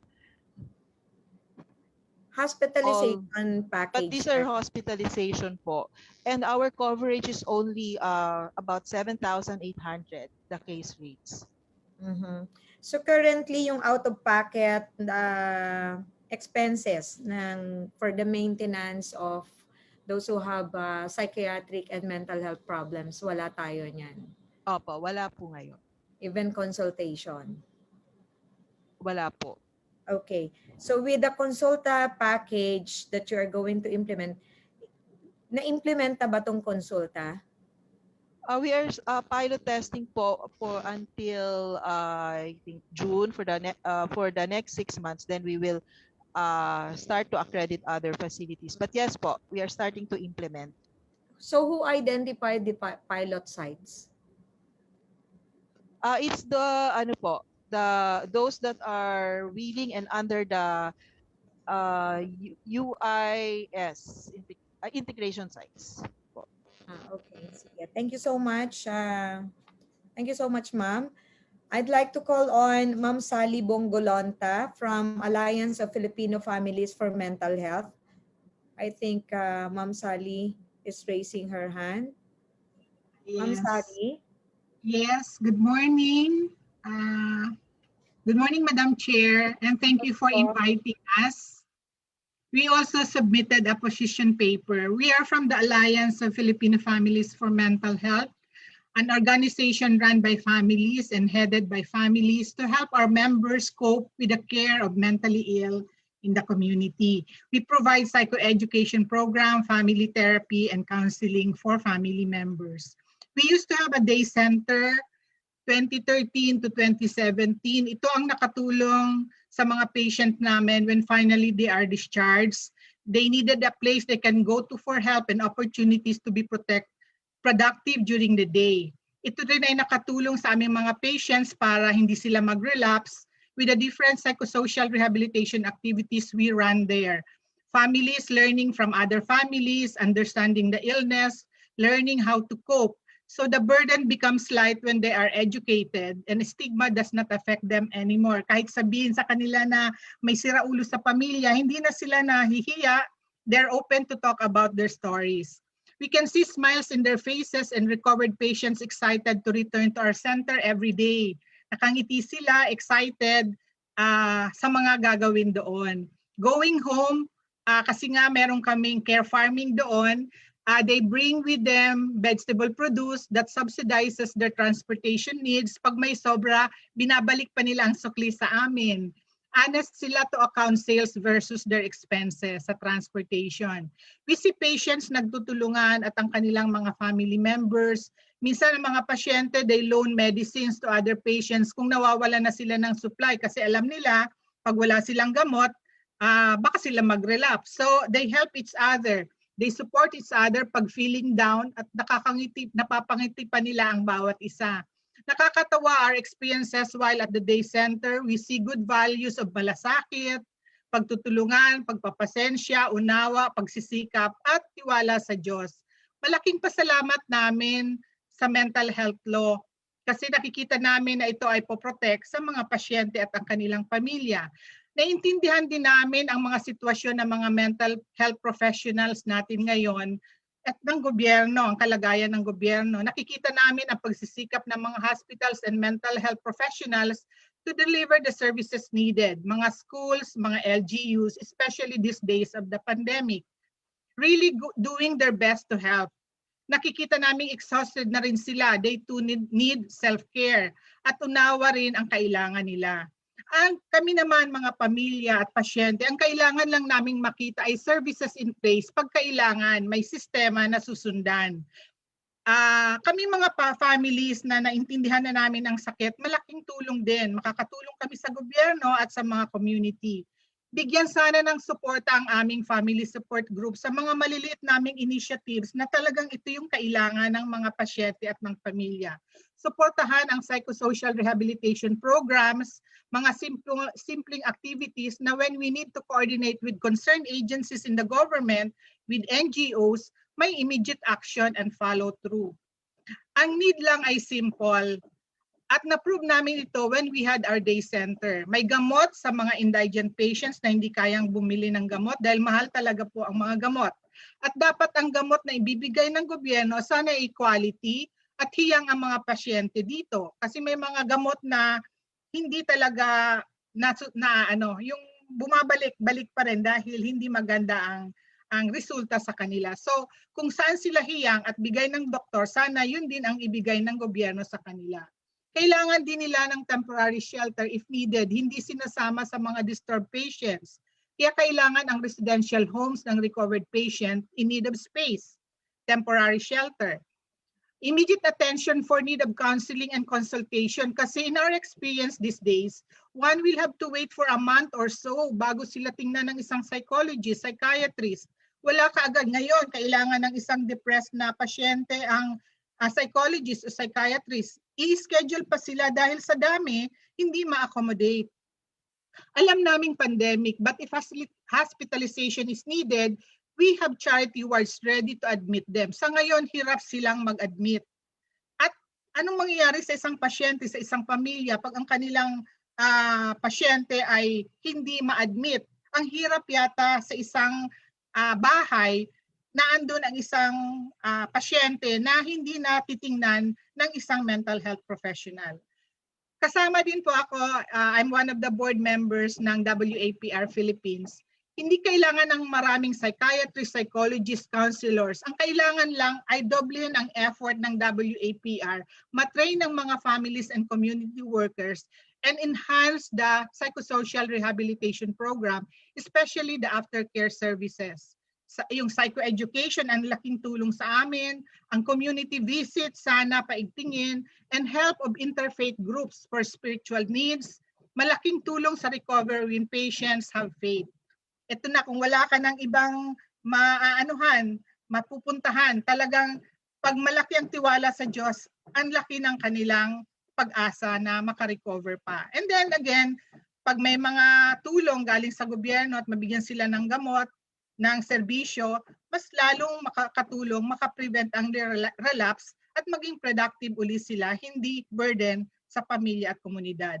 Ang kailangan naming tulong sa simpleng initiative namin, isang day center for the aftercare services that are badly needed by patients and families to sustain recovery. malaking tulong sa amin ang psychosocial rehab program na pinopromote ng WAPR. I would like to say na ang Alliance of Filipino Families for Mental Health ay anak ng WAPR. Sila yung nagsabi sa amin na mag-organize kayo, gumawa ng mga family support groups para hindi lang gamot ang ang magre-rely sa gamot. Kailangan din magtulungan at maintindihan kung ano ang sakit na ito. I would like also to say na educating patients and families about the sickness and its symptoms ay malaking tulong and help others to in the community. Kasi ngayon, itong mga pamilya, dati-rate, ayaw nilang magsalita about their illness. Ngayon, they're now open about it and they tell the community na ito kami nakaka-recover, tulungan nyo kami para lalo kaming makatulong din sa inyo. We get some of our families and patients already sharing their stories of recovery, and this create awareness that mental illness is just like other illnesses. It can be prevented. They can lead normal lives again given the right services and intervention and support from the government and other sectors. Kaya para sa amin, hindi dapat magtagal ang mga pasyente sa hospital kung address na ang symptoms. When they're already in the rehab phase, malaking tulong ang psychoeducation, kasama dapat ang mga pamilya to prepare them for discharge. And once discharged, the government should be ready to provide the assistance needed, and so we decongest hospitals. So ganito lang kasimple. We don't need to have so much budget just to be able to make this real for patients and families. Naandyan na lahat. Kanina nakikita ko, naririnig ko ang mga problema. Ang sa amin naman ay solusyon. Tulungan lang kami sa mga simpleng pangangailangan namin, and we will help ourselves to be able to be not a burden anymore to the government. So maraming salamat sa tulong niyo sa amin at pag-iimbita. Thank you, Ma'am Sally. May I ask, yung Alliance of Filipino Families for Mental Health, all over the Philippines po ito or sa metro lang po ito, NCR? Dito lang po kami sa Manila sa ngayon. Hindi pa namin ma-encourage yung iba to organize family support group in other parts of the country. Actually, ang WAPR, isa din ito sa kanilang mga gustong magawa. Kami naman, dahil nga kami walang funding, dito lang kami, families gathering together, helping each other. And with the transformation na nakikita namin sa pagbabago ng mga pasyente, imagine, dati balik-balik sila ng hospital. But because of the simple activities na in-encourage sa amin na gawin ng WAPR, nakakatulong para hindi na sila mag-relapse. At ang mga pamilya, kaya na nilang maintindihan ang mga ang aming mga pasyente. There are times also that patients needed, minsan di maiwasan, nagkakasamaan ng loob. But the family support group are there. Imbis na magtaong grasa sila, they call other family members, telling them how they're feeling, opening the doors to them, and then afterwards, kakausapin ko ang nanay mo, andito ka, baka hinahanap ka na, and then they reconcile. Nagkakatulungan, nagkakapatawaran, nawawala yung mga galit at sama ng loob. At ito ay nakita kong napakaganda ng nagagawa ng family support group. I know our president is here, Father Luke. Hindi siya Pilipino, pero ang kanyang puso ay para sa Pilipino. And so we're very much happy to be to have a priest member sa aming and president of our organization. So Ma'am Sally, etong members po ng Alliance were capacitated by WAPR to care for a family members who has a mental or psychological problems or suffering from any depression, anxiety. WAPR po, ang pinopromote nila ay psychosocial rehabilitation program. At yun po ang kailangan namin, ang mga mental health professional to educate our patients and families about their illness, maintindihan nila ito. At ang laking tulong po, very strong po ang family support group namin sa PGH, Ward 7. Okay. Kung minsan po, pwede namin kayong imbitahan to meet them and to see how they're doing and to listen to their stories kung paano nila nakaka-cope na ngayon, nakaka-cope sa mga problema at hindi na sila nagiging problema ng mga pamilya, nagkakatulong-tulungan. And if only this will be yung supported, yung nagagawa ng psychosocial rehabilitation program. Siguro po kahit walang pondo masyado, kasi kagaya po nung may care farming kami, sila nagtatanim. At dahil most of our patients are poor patients, from poor families, hindi nila kaya yung pamasahe araw-araw. But because nagtatanim sila, pag umuwi sila, may dala silang mga gulay na binibenta nila. And they're able to create awareness in the community na, uy, dati itong pasyente, pero ngayon tingnan mo, hindi na siya pabigat sa atin or hindi na siya pasyente. So these are the things that made us really happy to see this improvement in our patients. Thank you. No funding, but nakakatulong. But we have support from other people na talagang value our cause. Thank you, Ma'am Sally. Actually, yan po yung sinasabi ko sana sa DOH, kay Dr. Cuevas. I was hoping na merong ganitong klase ng activities, no, while waiting for doon sa framework or whatever roadmap they're writing right now. At least hindi tayo maghintay doon sa isinusulat nila na framework, but magkaroon ng activities, maturuan yung mga partners natin from the grounds. Yung rural health unit, I'm sure kinakapacitate nila, but may pwede nang gawin at this time to prevent, no, yung mga like suicide or other incidents pa na na-mention kanina. So, how's your relationship with DOH? Kami po ay malaking pasalamat namin sa DOH kasi nai-involve kami sa consultation, technical working group meetings. Kaya nakakapagbigay kami ng mga inputs of how we're doing, the little things that we do that really are big help. Very small, mga simpleng activities, pero ang makikita dito ay change. Yung change sa mga pamilya at pasyente. And they are our walking advertisements. Itong mga pasyente na natutulungan ng mga simple activities na to. Okay, Sila yung nakakapagsabi. Thank you, Ma'am Sally. Actually, si Dr. Cuevas ay nandiyan naman. She's listening. Ay, opo. I hope malaking that tulong po sila. Yeah, we can expand yung activities like that or support to the families in the communities with regards to addressing, no, yung ating problems right now, no, especially with this pandemic. Dr. Cuevas. Yes po, ma'am. We are very much with WAPR and the Alliance. We're working together, and we have been inputting already into sorry po, talagang kailangan natin talaga yung systems to be put in place. So that's really something that we need to put together. And psychosocial rehabilitation really is a major program that we need to put in place as we put together a community-based mental health program. So isang buong yan from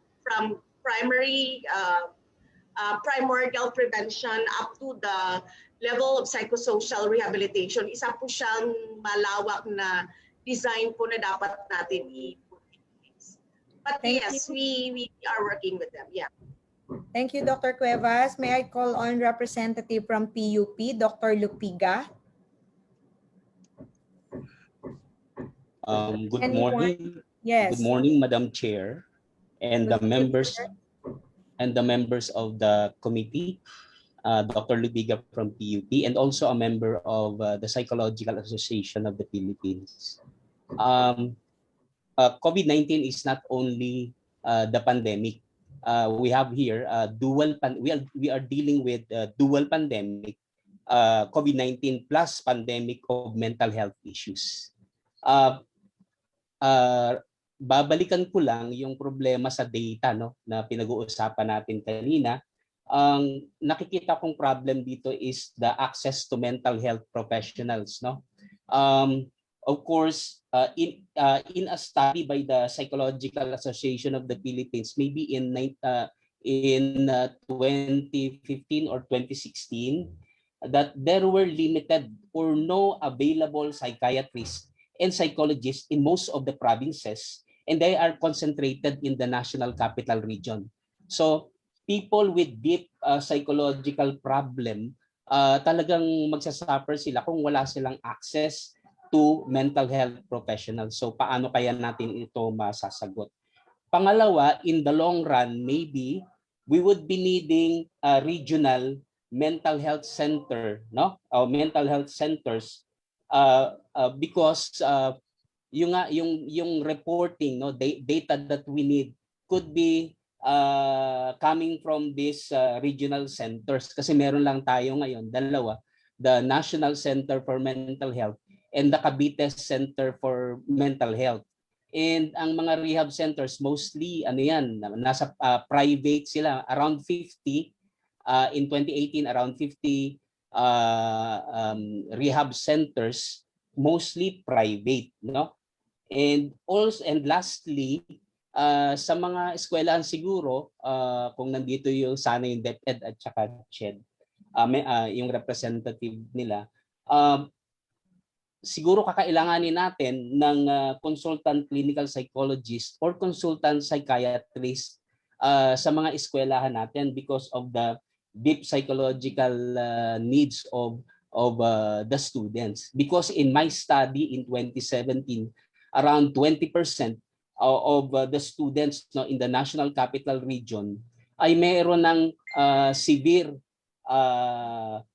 suicide potential, around 10% of these students. And also in the senior high school, almost the same number yung mataas na level ng depression in my two studies that I have conducted in 2017 and in 2019. Thank you so much for the opportunity. Thank you, sir. May I call on representative from MHFR, Dr. R. Tolentino? All right, thank you. Good morning, Madam Chair and committee member. I'm Dr. Art Tolentino. I'm a licensed psychologist there in the Philippines and also the clinical director of Mental Health First Respond. What I would like to share is I brought the training Mental Health First Response to the Philippines because I saw the need. Actually, I'm based here in the US. I saw the need, but I'm Filipino American. I saw the need with regards to mental health access in the Philippines. So the training, the Mental Health First Response, is a universal intervention and prevention model on suicide intervention and other mental health concerns. When I brought the training, I provided training to different universities like PUP, all the LaSallians, universities and other schools and university. So I train not only the school, but also corporate setting, but also communities. So with that training, I was able to capacitate those organizations to form a mental health first responders in their team. And then those mental health first responder are able to sustain their program in their own organization.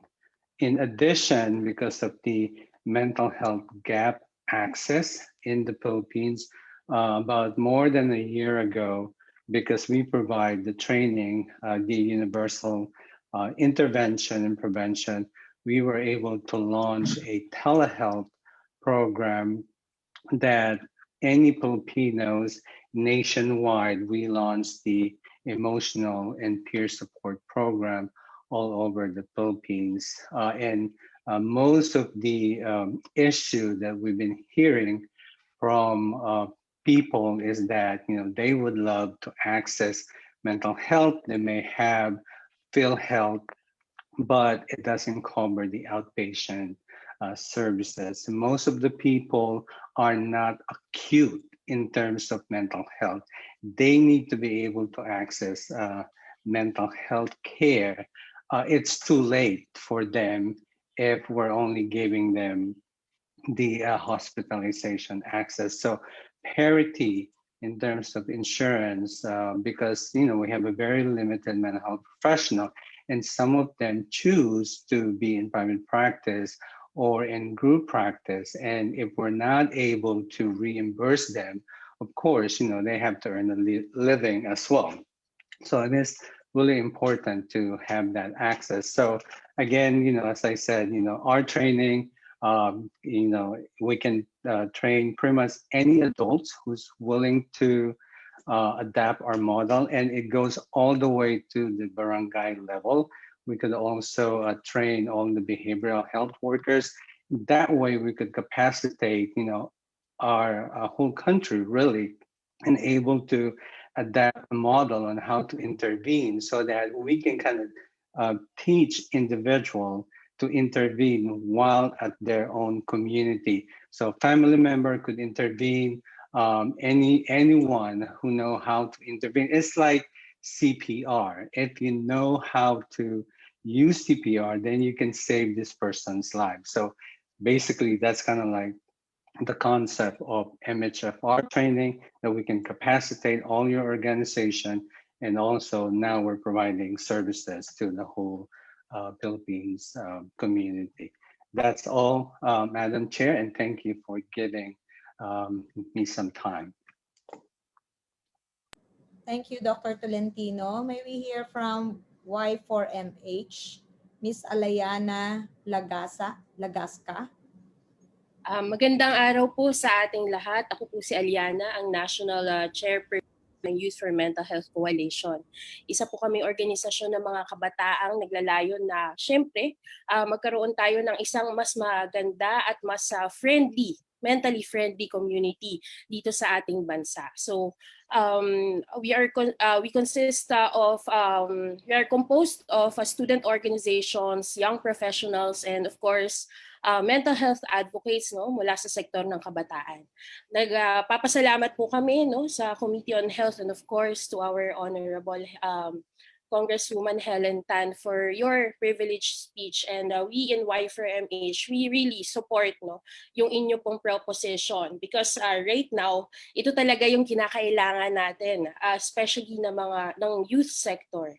Isa din pong rason ay kung bakit kami mag-erase ng points namin ngayong araw ay dahil napapanahon na po talaga na magkaroon ng karampatang aksyon dahil napakarami ng ating mga plano, 3 taon na halos ang nakalipas simula ng naipasa ang Mental Health Act. Ngunit hindi pa rin tayo nagkakaroon ng very much concrete and of course sustainable programs for mental health. Gusto lamang din po namin gamitin sana ang espasyong ito para mabigay namin ang aming mga rekomendasyon kung paano tayo mag-move forward from here because today we presented a lot of plans on the way, but those plans of course, although we give prime doon sa intention at motivation behind that is hindi naman yun sapat. At kinakailangan talaga natin na magkaroon na ng mga konkretong aksyon. So isa po doon, meron po kaming 10 points actually, pero bibilisan ko lang din po itong aking presentasyon. So una po doon, of course, allocate sufficient funds for both in national and local government in support to support the establishment of mental health services and programs in the grassroots level. Right now, Youth for Mental Health Coalition is actually educating the sangguniang kabataan officials in different barangays so that they can actually create a sustainable mental health program for their constituents. The problem here is even though they are mandated by RA 8044 at kahit mandato sila dahil ang mental health ay nasa ilalim ng 9 centers of participation under health, wala naman din po silang enough budget to actually create a very sustainable program for the youth sector sa grassroots level. At the same time, we co-drafted the LGU playbook for peer support groups with the Department of Health Promotions Bureau, with the PGCA and the Peer Organization of the Philippines. But the budget there is only for around 10 pilot sites, at less than 1 million lang din po yung naalat na budget for that. At on top of that also, we would like to also express yung particular need, no, na kinakailangan talaga natin magkaroon ng community-based programs para ma-educate yung pamilya, the basic unit of the society, and para ma-answer din, no, yung doon sa kakulangan ng mga mental health professionals. Kasi syempre, kakaunti na nga lang yung mental health professionals natin, then definitely kailangan natin gumawa ng community-based programs para even doon sa basic unit ng society ay magsimula na yung mga mental health initiatives, mental health interventions, and lahat tayo ay mag-ground sa mga prinsipyo at values na dapat alam natin, no, when it comes to mental health. Next po, of course, is execute timely, affordable, and accessible mental health services. Hindi lamang yung MHPSS or mental health psychosocial support, hindi lang psychological and neuropsychiatric consults. And syempre kasama na rin sana doon, no, yung delivery and or subsidy ng mga medicine.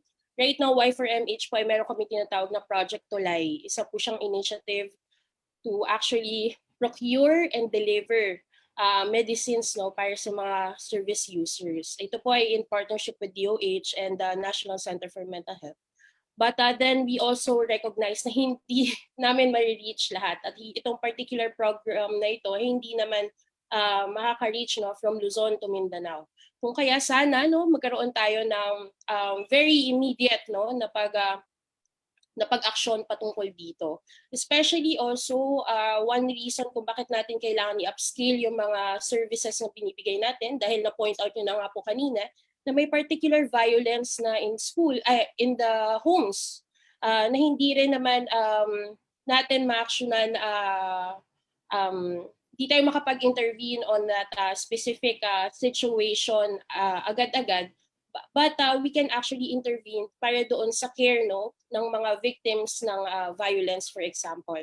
Nandiyan na rin yung problems, no, ng mga teenage mothers. Kasi right now, dumadami din yung cases ng teenage pregnancy, and we would say, no, because they actually ask help from us dahil nahihirapan nga sila kung paano nila ma-manage yung mga certain distressors nila at this moment.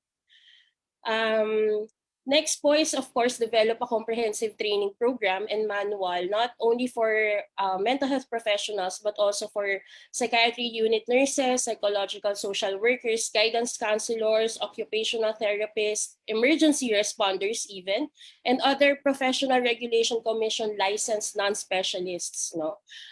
While we, of course, value the MH gap, no, na talagang itinuturo ng DOH right now, we saw it na hindi siya enough. Dahil if tatanungin natin yung Philippine Council on Mental Health, meron po tayong parang structure na binuo with PCMH, no? And hopefully yung particular framework structure na yon on how we should, of course, narrate yung mental health at kung paano natin ibibigay yung ating mga serbisyo in accordance also to the self-care pyramid, ay kailangan alam din ng mga specific na mga taong ito, no, na nagbibigay ng healthcare services. Next is, of course, to remind the educational and workplace institutions to re-examine learning and working conditions that leave people to greater vulnerability and implement effective reasonable accommodations. I do believe, no, na nasa department order din po ito ng DOLE, ngunit hindi rin po ganun katatag ang ating reporting mechanisms, ang ating monitoring and evaluation mechanisms. And isa din po ito sa mga problema ng mga estudyante and even other education stakeholders pagdating naman sa online learning. Nas talagang mahirap yung setup at this time, no? We have to understand that each and every one of us is greatly affected by the pandemic, and we have different managing and coping mechanisms. Pwedeng ako highly functional pa rin ako, kaya nagagawa ko yung mga kailangan kong gawin, but others, how about them? Especially if meron pa rin other distressors in their very immediate environment. Next is, of course, to commence and duly execute appropriate, comprehensive, and evidence-based mental health programs in the school setting. Nung nakaraang araw po ay nagkaroon po kami ng meeting for mental health and psychosocial support na kinonvene po ni DOH. Nandun po si DepEd, no? At tinanong din po namin ang DepEd ng same question na tinatanong natin right now. Kamusta yung mental health school program? At yung mga representatives po ni DepEd ay shinare sa amin that they have particular programs nga po right now.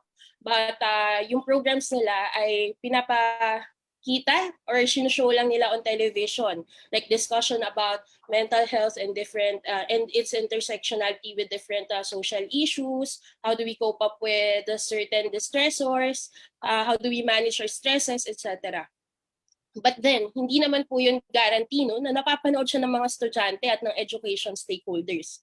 Kung kaya't mas importante po talaga na meron tayong mas comprehensive and strengthened na mental health program in the school setting, which also includes, of course, the improvement of guidance and counseling services. Nakaangkla din po doon yung ni-raise po ni Sir Ray kanina, no, na kailangan din natin tulungan yung mga guidance counselors. At the same time, sana may facilitation of psychological referral services and encouragement of psychosocial and other wellness activities. Ang rekomendasyon po na ito no, ay galing po sa isang consultation namin with students and other education stakeholders na dinaluhan po ng almost 300 students, administrators, guidance counselors, teachers, and non-teaching staff. Sa kasamang palad po during our discussion, na-point out po nila na even in the administrative level of the school, they are not very aware of what mental health really is. And isa po yun sa mga talagang problema natin, no? Kung yung administrators pala ng ating mga paaralan, hindi alam kung ano yung mental health or hindi sila very familiar to the very essence of mental health, then how can they actually create programs for their students? Next, of course, to mandate schools, colleges, universities, and other educational institutions to submit an annual year-end report on their mental health policies and programs. Why? Kasi isa tong kaparaanan also kung paano tayo makakakuha ng research. Ano na nga ba ang lagay ng mental health in the school setting? Yung mga programa ba na ibababa natin ay maganda yung resulta, sustainable ba sila, etc. Next is, of course, devise an objective, quantitative, qualitative-based certification for purposes of granting incentives to schools, colleges, and universities. No? Para lang din mabigyan natin ng karampatang reward those schools, universities, and education institutions that actually provide and ensure the mental well-being of their students and other education stakeholders. Next is provide education, training, and other capacity-building programs for educators, sangguniang kabataan representatives, student council members, and other youth leaders in order that they may develop their own grassroots policy in relation to mental health. So nandiyan na po yung ginagawa ng Y4MH ngayon. We call it the Navigators Training, wherein we actually capacitate yung mga student leaders, yung mga sangguniang kabataan for governance, service delivery, and of course, yung basic principles ng mental health and other ideologies na kailangan din nilang alam. Although, since Y4MH is actually a volunteer organization and all of our services are for free, it's also a problem on our part because syempre meron tayong 81 provinces in the country at 5-digit number na sangguniang kabataan official sa bansa, hindi po namin kakayanin na i-cater yun lahat. So kinakailangan talaga mas proactive and mas progressive yung outlook ng government agencies on this one. And I do believe DOH and DILG is working on it already, but yet again, I will say, no, it has been 3 years since the mental health law was passed. Okay, thank you so much. Yeah, kindly to wrap up. Yes, okay. Next is, of course, support and assist civil society organizations because here in the Philippines, very vibrant po yung ating civil society organizations. No? Ang Y4MH po ay isa lamang sa mga organisasyon na talagang kumikilos even on a volunteer level para sa mental health promotions. Maraming organizations here in the country and we are hoping that our national agencies can actually provide help. Next is, of course, we call on the MTRCB and DOH. No? If we really want this country to be mentally friendly para sa ating mga kabataan, please ensure that there is a clear set of guidelines for responsible media reporting with regard to mental health conditions and self-injurious and suicidal behaviors. Kasi right now, ang youth sector ay nasa internet na lahat, no? Pero hindi naman, walang regulatory body talaga na nag-check. Ano ba yung mga nakikita ng mga kabataan on the internet? Baka kasi mag-reflect din yun sa magiging behavior nila or sa kanilang perception of themselves, diba? And of course, lastly, we demand the Department of Health to actually actively and consistently implement the Mental Health Act. As I've said earlier, intention without immediate action will never be enough. Kung gusto talaga natin magkaroon ng isang mentally healthy community here in the Philippines, then we should act now.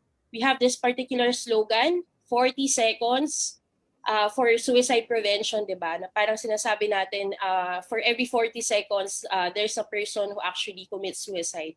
But then, kung yun pala yung particular slogan natin, na gusto natin yung immediate na galaw, it has been 57 million seconds since the Mental Health Act was passed into law. But then, wala pa rin po tayong sobrang konkreto na mga programa at aksyon at lahat ay parang plano pa rin hanggang ngayon. Kaya sana po ay yung mga miyembro na nandito sa ating call at other national agencies, we hope we give a lot of urgency on this matter because we need to see mental health on a very intersectional level dahil ang ating mental health ay nakakaapekto sa bawat aspeto ng ating buhay at bawat aspeto ng ating buhay ay nakakaapekto sa ating mental health. Maraming salamat. Thank you, Ms. Lagasca. Ayan, from the mouth of our representative from the youth, narinig po natin, dapat may sense of urgency ang ating mga kinauukulan para ma-implement natin itong mental health programs under the Mental Health Act.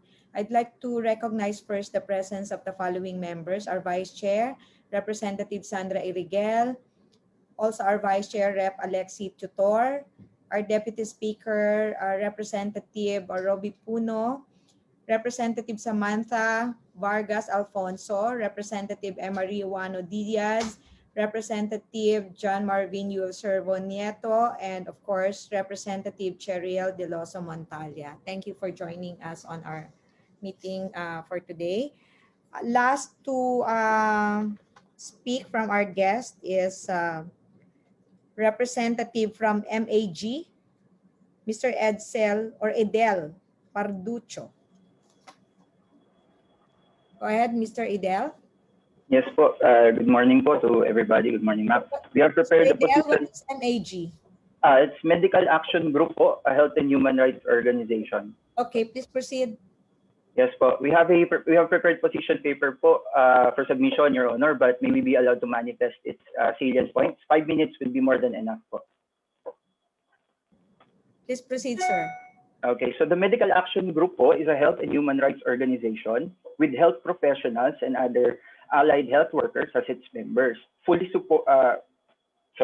And other allied health workers as its members fully support the Honorable Congresswoman Tan and her privileged speech at the House of Representatives. We are thankful to the Committee on Health under her leadership for the opportunity to express our position regarding this important issue. Prior to the enactment of Republic Act 11036, MAG, or Medical Action Group, has been involved in the provision of training and services related to the topic of mental health.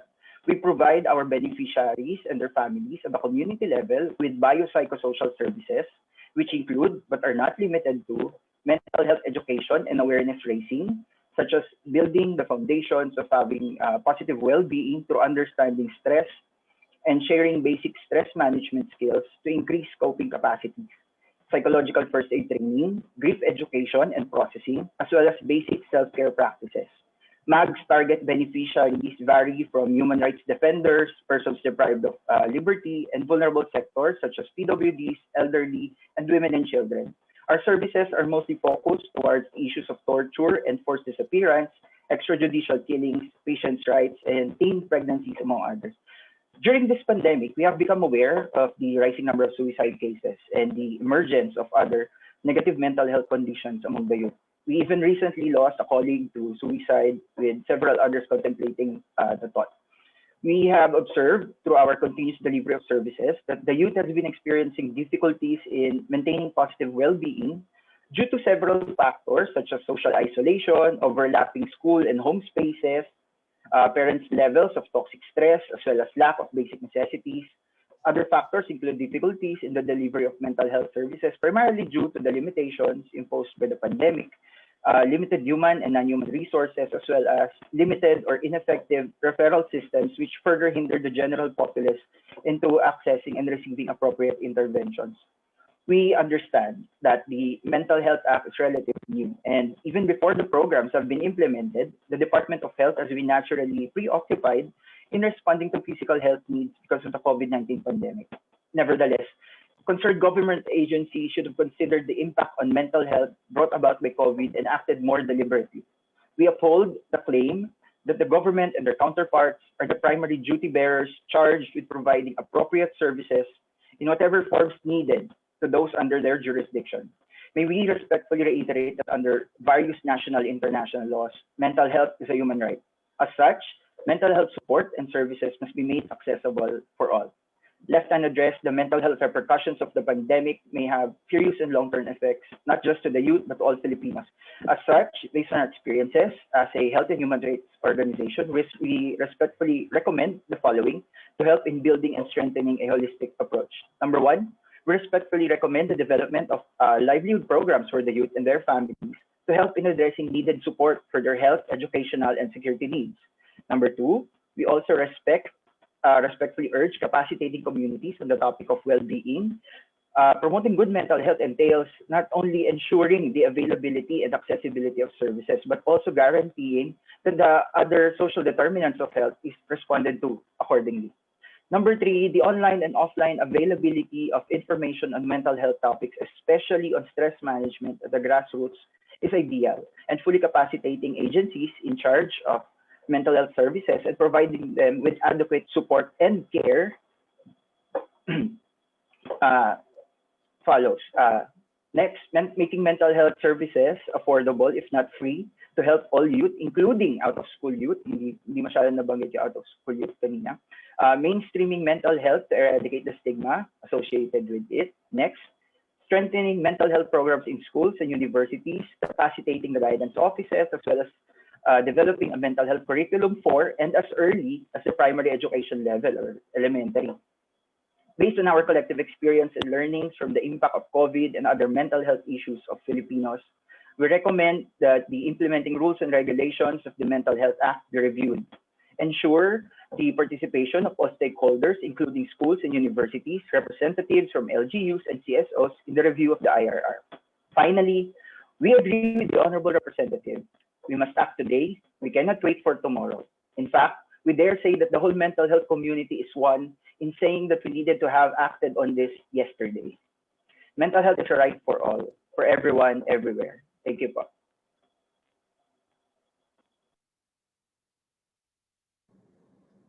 Thank you, Mr. Idel. Is there anyone who wants to ask question or speak up on this matter? If none, yes? Madam Chair, kung Congra- may matanong lang ako sa DOH. Yes, please proceed, sir. Thank you, and good morning to everyone. Sa DOH, do we have an updated data on the mental health problems that have seen arise during the pandemic?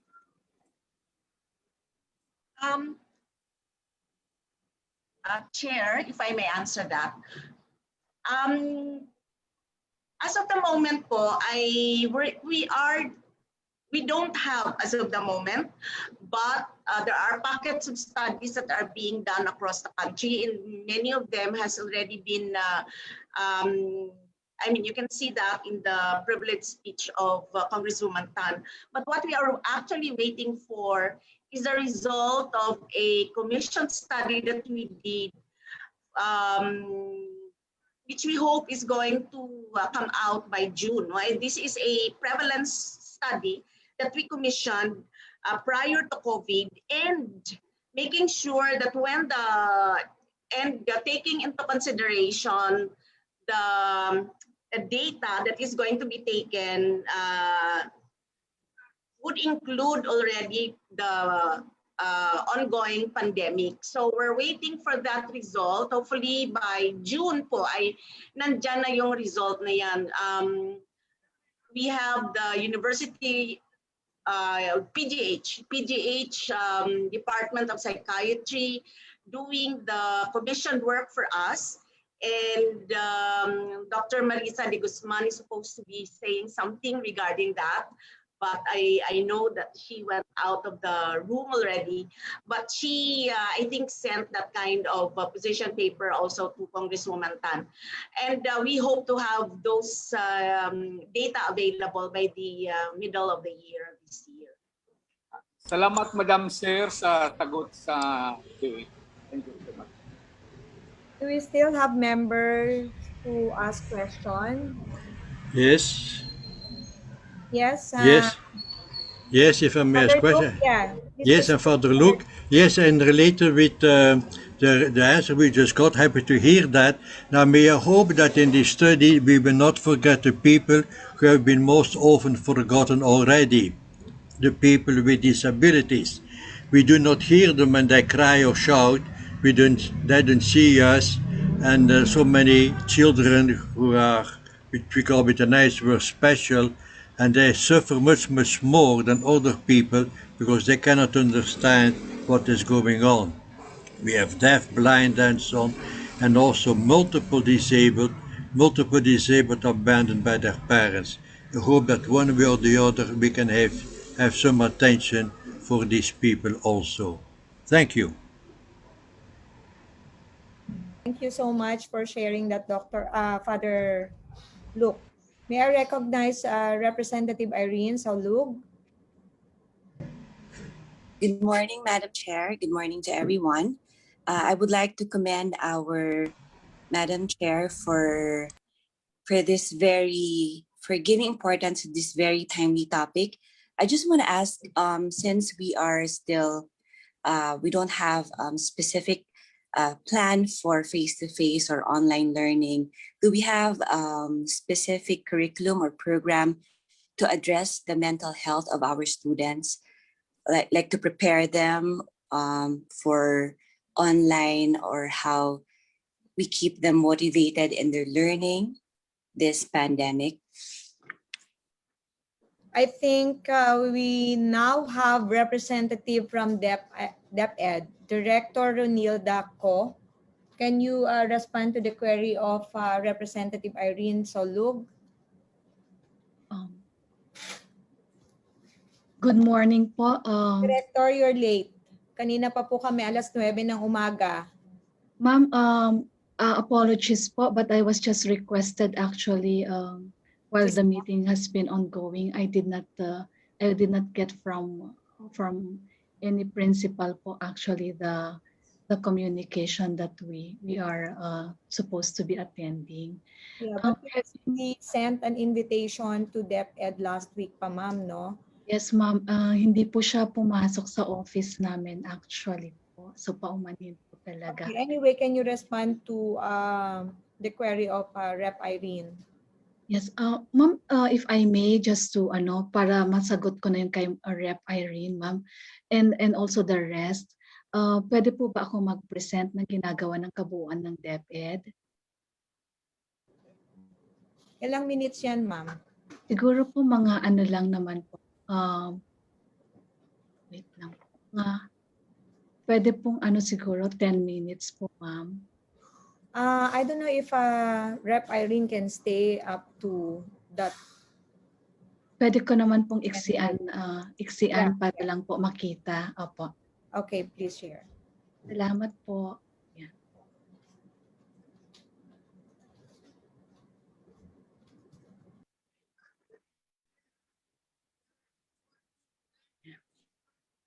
Ma'am, ang DepEd po may mental and psychosocial support services po ito. No? Actually, I'll not go through. I'll just share na lang po I'll share the PowerPoint. So we actually started since 2015 in the aftermath of the super typhoon Yolanda. So we have trained across our from central office, regions, divisions, and schools actually mental health providers, psychosocial providers po. We have partnered with the Psychological Association of the Philippines at the outset, but we have more partners now. So we have actually also modules, manuals that we use, that teachers actually use in conducting for their elementary learners as well as for secondary learners. Okay. You can see here the various dates of the programs that we have already conducted since 2015. Okay. We have trained, see here, this is 2027, this is Batanes, no? Okay. And then we also have, we provide, so there's other two parts of provision of trainings as well as actual provisions here. We partner for elementary with the Unilab Foundation actually. The Marawi Siege was really a comprehensive MHPSS that we did, even including with local partners. And we actually provided to more than 1,300 personnel and more than 30,000 learners. We are part of what is called the mental health and psychosocial support clusters of led by DOH in the NDREAM-C. Okay, and these are our partners. And we have more right now. Now for COVID-19, we did several. Okay, I can show here. We had online materials which have already been translated and printed out to reach also parents and caregivers. Okay. Then letters of gratitude and hope made by our learners themselves for the frontliners and have already been distributed, more than 10,000. This was still last year. And here you can see the different materials we have. Okay. And we also actually provided to our personnel. So you can see here the numbers of those who were provided. Okay. Those who were actually trained elementary, more than 262,000, secondary teachers. Okay. And then we had online actually for elementary learners, we had this last year. We call it the DRMS Buklatan. We had also, we had several episodes all throughout from May up to October before the opening of classes. We had for secondary learners as well here. You can see all the flyers that we had. We had also for learners with disabilities, we separated sessions for learners with disabilities and also for their parents. Okay, so this is the one for learners with disabilities. Then we had for parents and caregivers in general. And this one, we call it the Gabay Bahay. Then we had the parents and caregivers of learners with disabilities, also we had sessions with them. And we had also for personnel at large, we call it the Wellness Check series. And we had televised versions before the opening of classes. Now for 2021 right now, we have ongoing programs again, based on focus group discussions with learners, secondary, and even their parents and teachers. So we improve the programs and so they have different formats right now. They are on TV po, and as well as DepEd Philippines Facebook page every week, Saturday for elementary and for secondary. We have for Monday for learners with disabilities. These are the programs. Okay, we have Tala, which is, we had a concert actually to launch that, okay, to launch of programs. But we have the Tuklasin, Alamin, Likhain at Alalahanin. Okay, this is on TV and also IBC 13 channel and Facebook of DepEd. Then we have for the secondary learners, where we also have students as panelists interacting with the mental health expert himself or herself. Okay. Then we have the learners with disabilities every Monday here. Okay, we call it the Kakaibayinihan still. Then the Tayo, for personnel, we're still finalizing we have the concept, but we're finalizing with partners, as many partners would like to actually join us in doing this. Okay. And we have a series of we're trying to figure out with Psychological Association of the Philippines something on suicide, but because it's a very sensitive issue, we're actually trying to figure out well with them. But this will have a series, and we're still having internal for the depth ed, and down the line for regions and divisions. So we are still trying to thresh out this one. So this is all. We actually would like to invite everyone to hopefully join us, because we actually provide the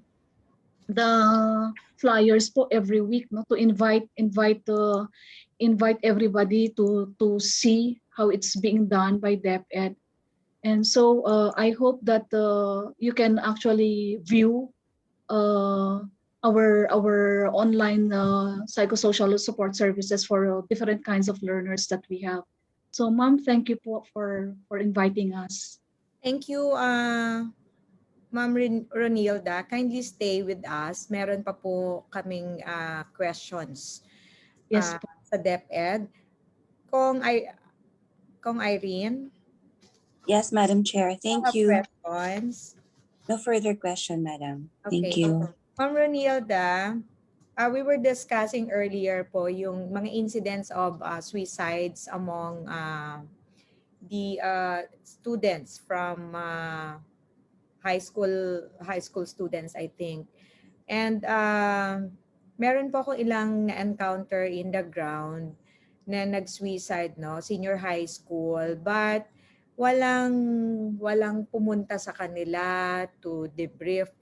Number one, from DOH, from DepEd. So, gusto ko lang malaman, although may pinakita po kayo ng mga activities, no, I think kailangan yung program is tailored fit doon sa need in the ground ng ating mga students, especially walang face-to-face, no, virtual lang tayo. I'm sure reported ito sa mga schools, no, hindi naman ito maipagkakaila doon sa mga nakakasakop na paaralan. I'm sure aware sila. Anong process meron po kayo on reporting ng mga students, and what actions did you take, no, to address that kind of problem? Ma'am, at the school level, because we have actually also our school health nurses there, no, and also we have, of course, at the division level, our guidance counselors. They are supposed to actually provide those kinds of interventions. Tama po kayo, may reporting naman po at lahat.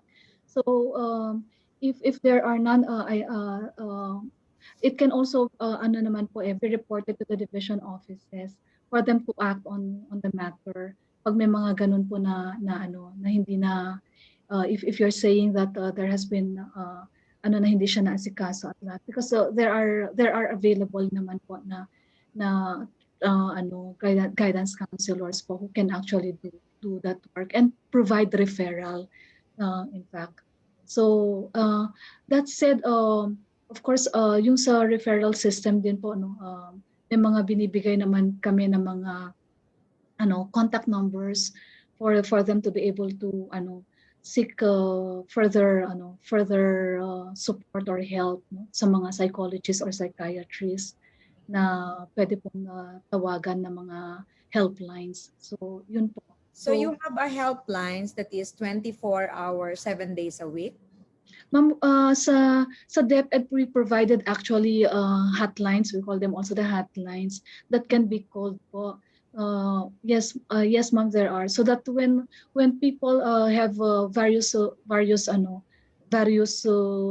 concerns, no, hindi lang po dun sa mental but other concerns in terms of this COVID pandemic, the hotlines are open, and the necessary assistance is supposed to be provided. Yun po, including yung referring them to the right or appropriate services. Yes, yes, ma'am. Opo. Yeah, can you provide us that hotline? Ma'am, per region po ito, we'll give you all the list that we are already. Yes po, yes. Oo. So, based po doon sa mga reports na natanggap nyo. Currently, meron po ba kayong data ng bata na nag-commit ng suicide? Ma'am, I don't have the data with me, but I can ask the school health division the data. What we have for yung mga ano po kasi yung reports po kinakalap yan. It's not my office that consolidates that. With respect to suicide, I can ask the concerned office po. Okay. For that. Sige ma'am, actually we will not terminate this hearing. We'll have another hearing kasi it seems na marami pa kaming kailangang i-discuss, especially yung right person in charge no in the implementation of the mental health programs no under the Mental Health Act. Gusto lang namin kasing malaman ano yung proseso na ginagawa ng DepEd kasi we're talking on suicide, meron din pong other problems no na nagmamanifest ang mga bata. Ako ang daming na i-refer po sa akin na alarming to their parents no, which I think very important ang role ng DepEd with the modular methodology of learning, the load that you give to the students no and to the parents. Actually hindi lang estudyante, parents na nga daw po ang nagsasagot ng kanilang module. Yan po yung nababalitaan namin. Nadadaanan ko po sa barangay, sa bahay, nandoon sa labas ng bahay, nagsasagot po talaga si nanay at saka yung anak, no. But okay po 'yon kasi yung parents or the mother is with the children, no. Nandoon yung guidance.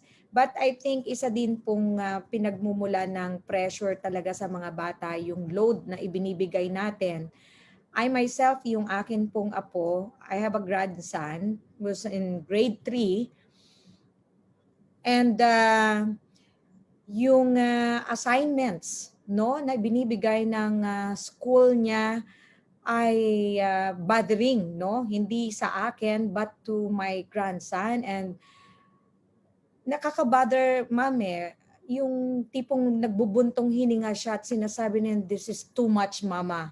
So it's something, no? At least na-outburst niya yung ganun lang na sinasabi niya and wala namang manifestation, but nababurn out siya. So baka may kailangang tingnan ang DepEd no with this methodology that actually affects their mental health, no? Nakaka-contribute doon sa dami ng problema na pinagdadaanan ng ating kabataan. Actually, hindi lang naman mga bata, but even their parents, no, elderlies also, is suffering from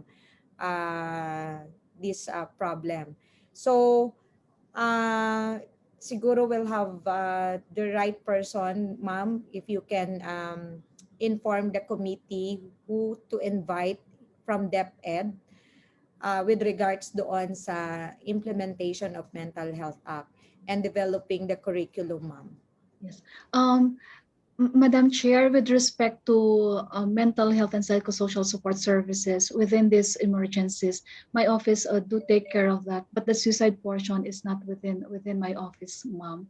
So yung the programs, yes, the programs that I've indicated are the programs that my office have been handling since 2015 up to the time of this pandemic. Now, with respect, ma'am, to issues that's causing mental health but are actually curriculum related, no, like yung sinabi niyo ng SLMs na self-learning modules, I can actually also ask the Bureau of Curriculum Development, ma'am, or the curriculum and instructions strand to actually come on board so that they also have, they can hear also these concerns. But I will convey, Madam Chair, these concerns that you have raised today. Thank you po. Okay, thank you. I'd like to recognize Kong Alexi Tutor, our Vice Chair. Yes, Madam Chair. Thank you po. May itatanong na po ako sa DepEd. In regards with the guidance counselors po, is it possible, because when we say counseling sa mga bata, there is really a need for a personal touch. Hindi pwede lang na digital, because we are in a digital kind of modular system ngayon. But there will be case to case that the guidance counselors will needs to do that extra mile po para sa mga estudyante natin. So may I know what are the steps or procedures o mga programs na ginawa ng mga guidance counselor to reach out to their students? Like for example po, yung mga one-on-one online session o meron bang group face-to-face session that they will be called to their schools po? Kasi we also need that one to our students. And if I may share lang po, Madam Chair, yung mga student affairs office natin in every school, we need also to activate them. Because when I was a board member, meron kaming mga tinatawag nating group chat in every school handled by the student affairs group. And if we can also do that, because yung mga estudyante kasi, they like someone or a group to share their problems, to vent out their anger siguro or yung mga frustrations nila. And there are a lot of student affairs group in every school na pwede naman natin i-activate. Then secondly po, yung mga association of guidance counselors, we are lacking on that. Because in our province, wala pang ang association of guidance counselors for them also to be strengthened out. So, Madam Chair, if I may throw out these concerns to the DepEd, thank you po. Director ko. Yes po. Salamat po sa ating Madam Vice Chair. Ma'am, with respect to the questions ng guidance counselors, ano ang ginawa at ginagawa, I am not in a position to be able to provide po the details talaga ng ano, because that they are not under my the office that that I handle. It's under the curriculum curriculum development po. I do know, of course, that meron naman po mga ginagawa, but the specifics of it, I am not in a position. Now, yun pong ano. So I will just have to relay that. But tama po kayo, no? Pero yung mga online na mga sessions sa mga bata, yun po yung ginagawa namin, no? As you have seen. So the involvement of students, if you will have the opportunity to watch our previous sessions now on secondary learners, you will see how heartening it is that our secondary learners actually are engaging the mental health experts. They have a conversation. They're throwing, questions and also processing po doon.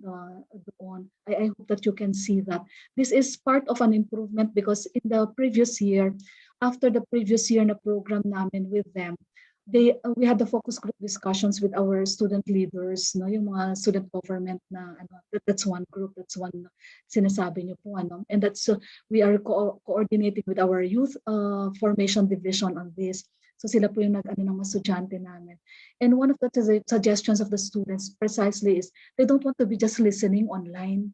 No, they want to be the ones engaging. So if you will see the format that we have, they actually are engaging, no, with the mental health experts po dito to provide them na sila rin nagsasalita, because that's what they want to do.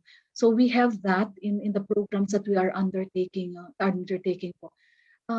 In relation to involvement of students as a way also of recognizing that this is a way of addressing mental health problems.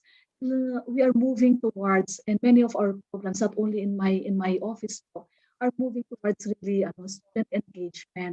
Even the secretary actually met student leaders to be discussing with them. So we have in different programs, even in our climate change programs, we have students are actually already the ones, hosts, reporters, yung mga ganon. So we're engaging them into this.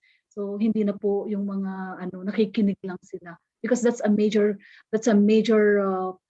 suggestion that the students themselves made during our focus group discussions po with them. So yun po, Madam Vice Chair. Thank you po, Madam Chair. Yung sa atin lang po, since there are already regional hotlines, yung mga hotlines, yung mga programs natin, it's already there. What we need to do is a more localized approach po. What we need, the localized approach po natin. So Yes. if we maybe po, Madam Chair, if we can do someone from DepEd who is handling the guidance counselor, so we can also hear from their side what are those limitations na kailangan natin to help them to go through with it. Because yung guidance counselor, lalo na po sa public schools natin, isa lang yan. And they are handling a lot of students. And right now, they cannot do that, especially with the restrictions that we are with the face-to-face, na wala tayong face-to-face. So sana po, yung mga programs natin from the national and yung mga regional hotlines natin, what I'm trying to say is we need the localization programs. Localize yung dating natin. And we have to strengthen yung mga student government affairs natin because nandoon yung mga students natin. If we are just doing everything online and if we can do an extra mile lang po, just case-to-case basis, and we have to do it for our students po. Thank you, Madam Chair. Madam Chair, if I may just add po, sana. Please proceed, ma'am. Yes. Yes, ma'am, Madam Vice Chair. Sa local naman po, there are local interventions because sa DepEd po, the central office is not the only one trained. We have more than 300,000 na trained actually po na to do psychological first aid.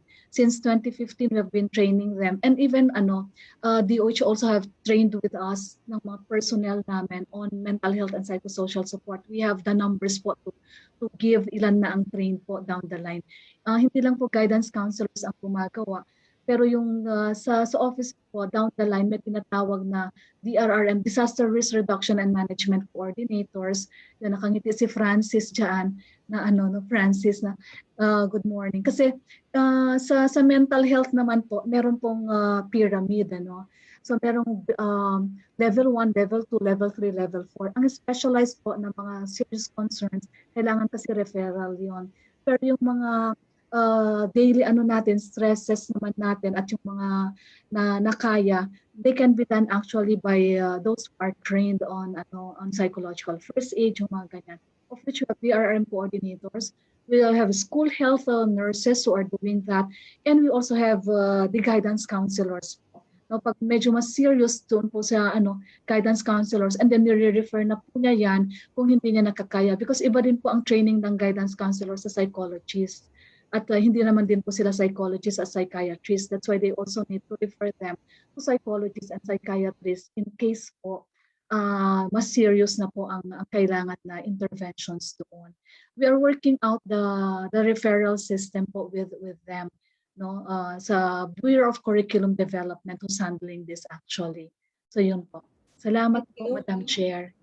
Thank you, Director Ronilda Cono from DepEd. I think that's all for now because I have another meeting to attend at 1 o'clock.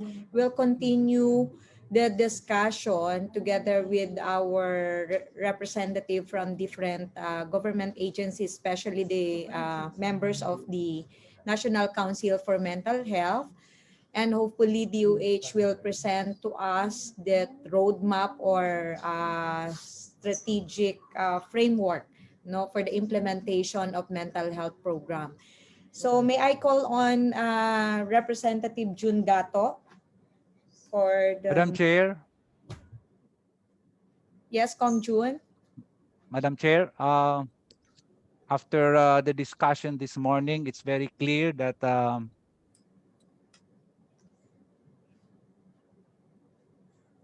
that have to be further discussed, and to give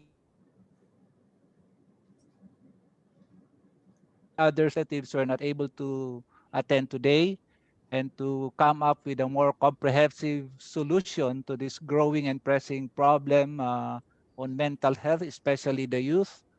I move that the inquiry on the implementation of the Mental Health Act be suspended to a date to be set by this committee. I so move, Madam Chair. Madam Chair, kung bukas, I second the motion. There's a motion to suspend this inquiry on the implementation of Mental Health Act, duly seconded. Is there any objection? Hearing none, then the motion is approved. all stakeholders or resource persons who are present today are invited on the next hearing. We'll just send you a letter. May we hear a motion to the favorite motion to I adjourn? move to adjourn, Madam Chair. I second. Second. There's a motion to adjourn this hearing, duly seconded. Is there any objection? Hearing none, the motion is adjourned. This meeting is now adjourned. Sorry. Thank you so much for joining us, to all our resource persons, and to Dr. Cuevas. Hopefully on our next meeting, meron na pong at least draft of the strategic framework on mental health programs. And DepEd, please invite all representative from your agency who can answer the queries of our members and stakeholders. Noted, Madam Chair. Okay po. Thank you so much. Have a good lunch. Thank Thank you so much po. you, Madam Chair.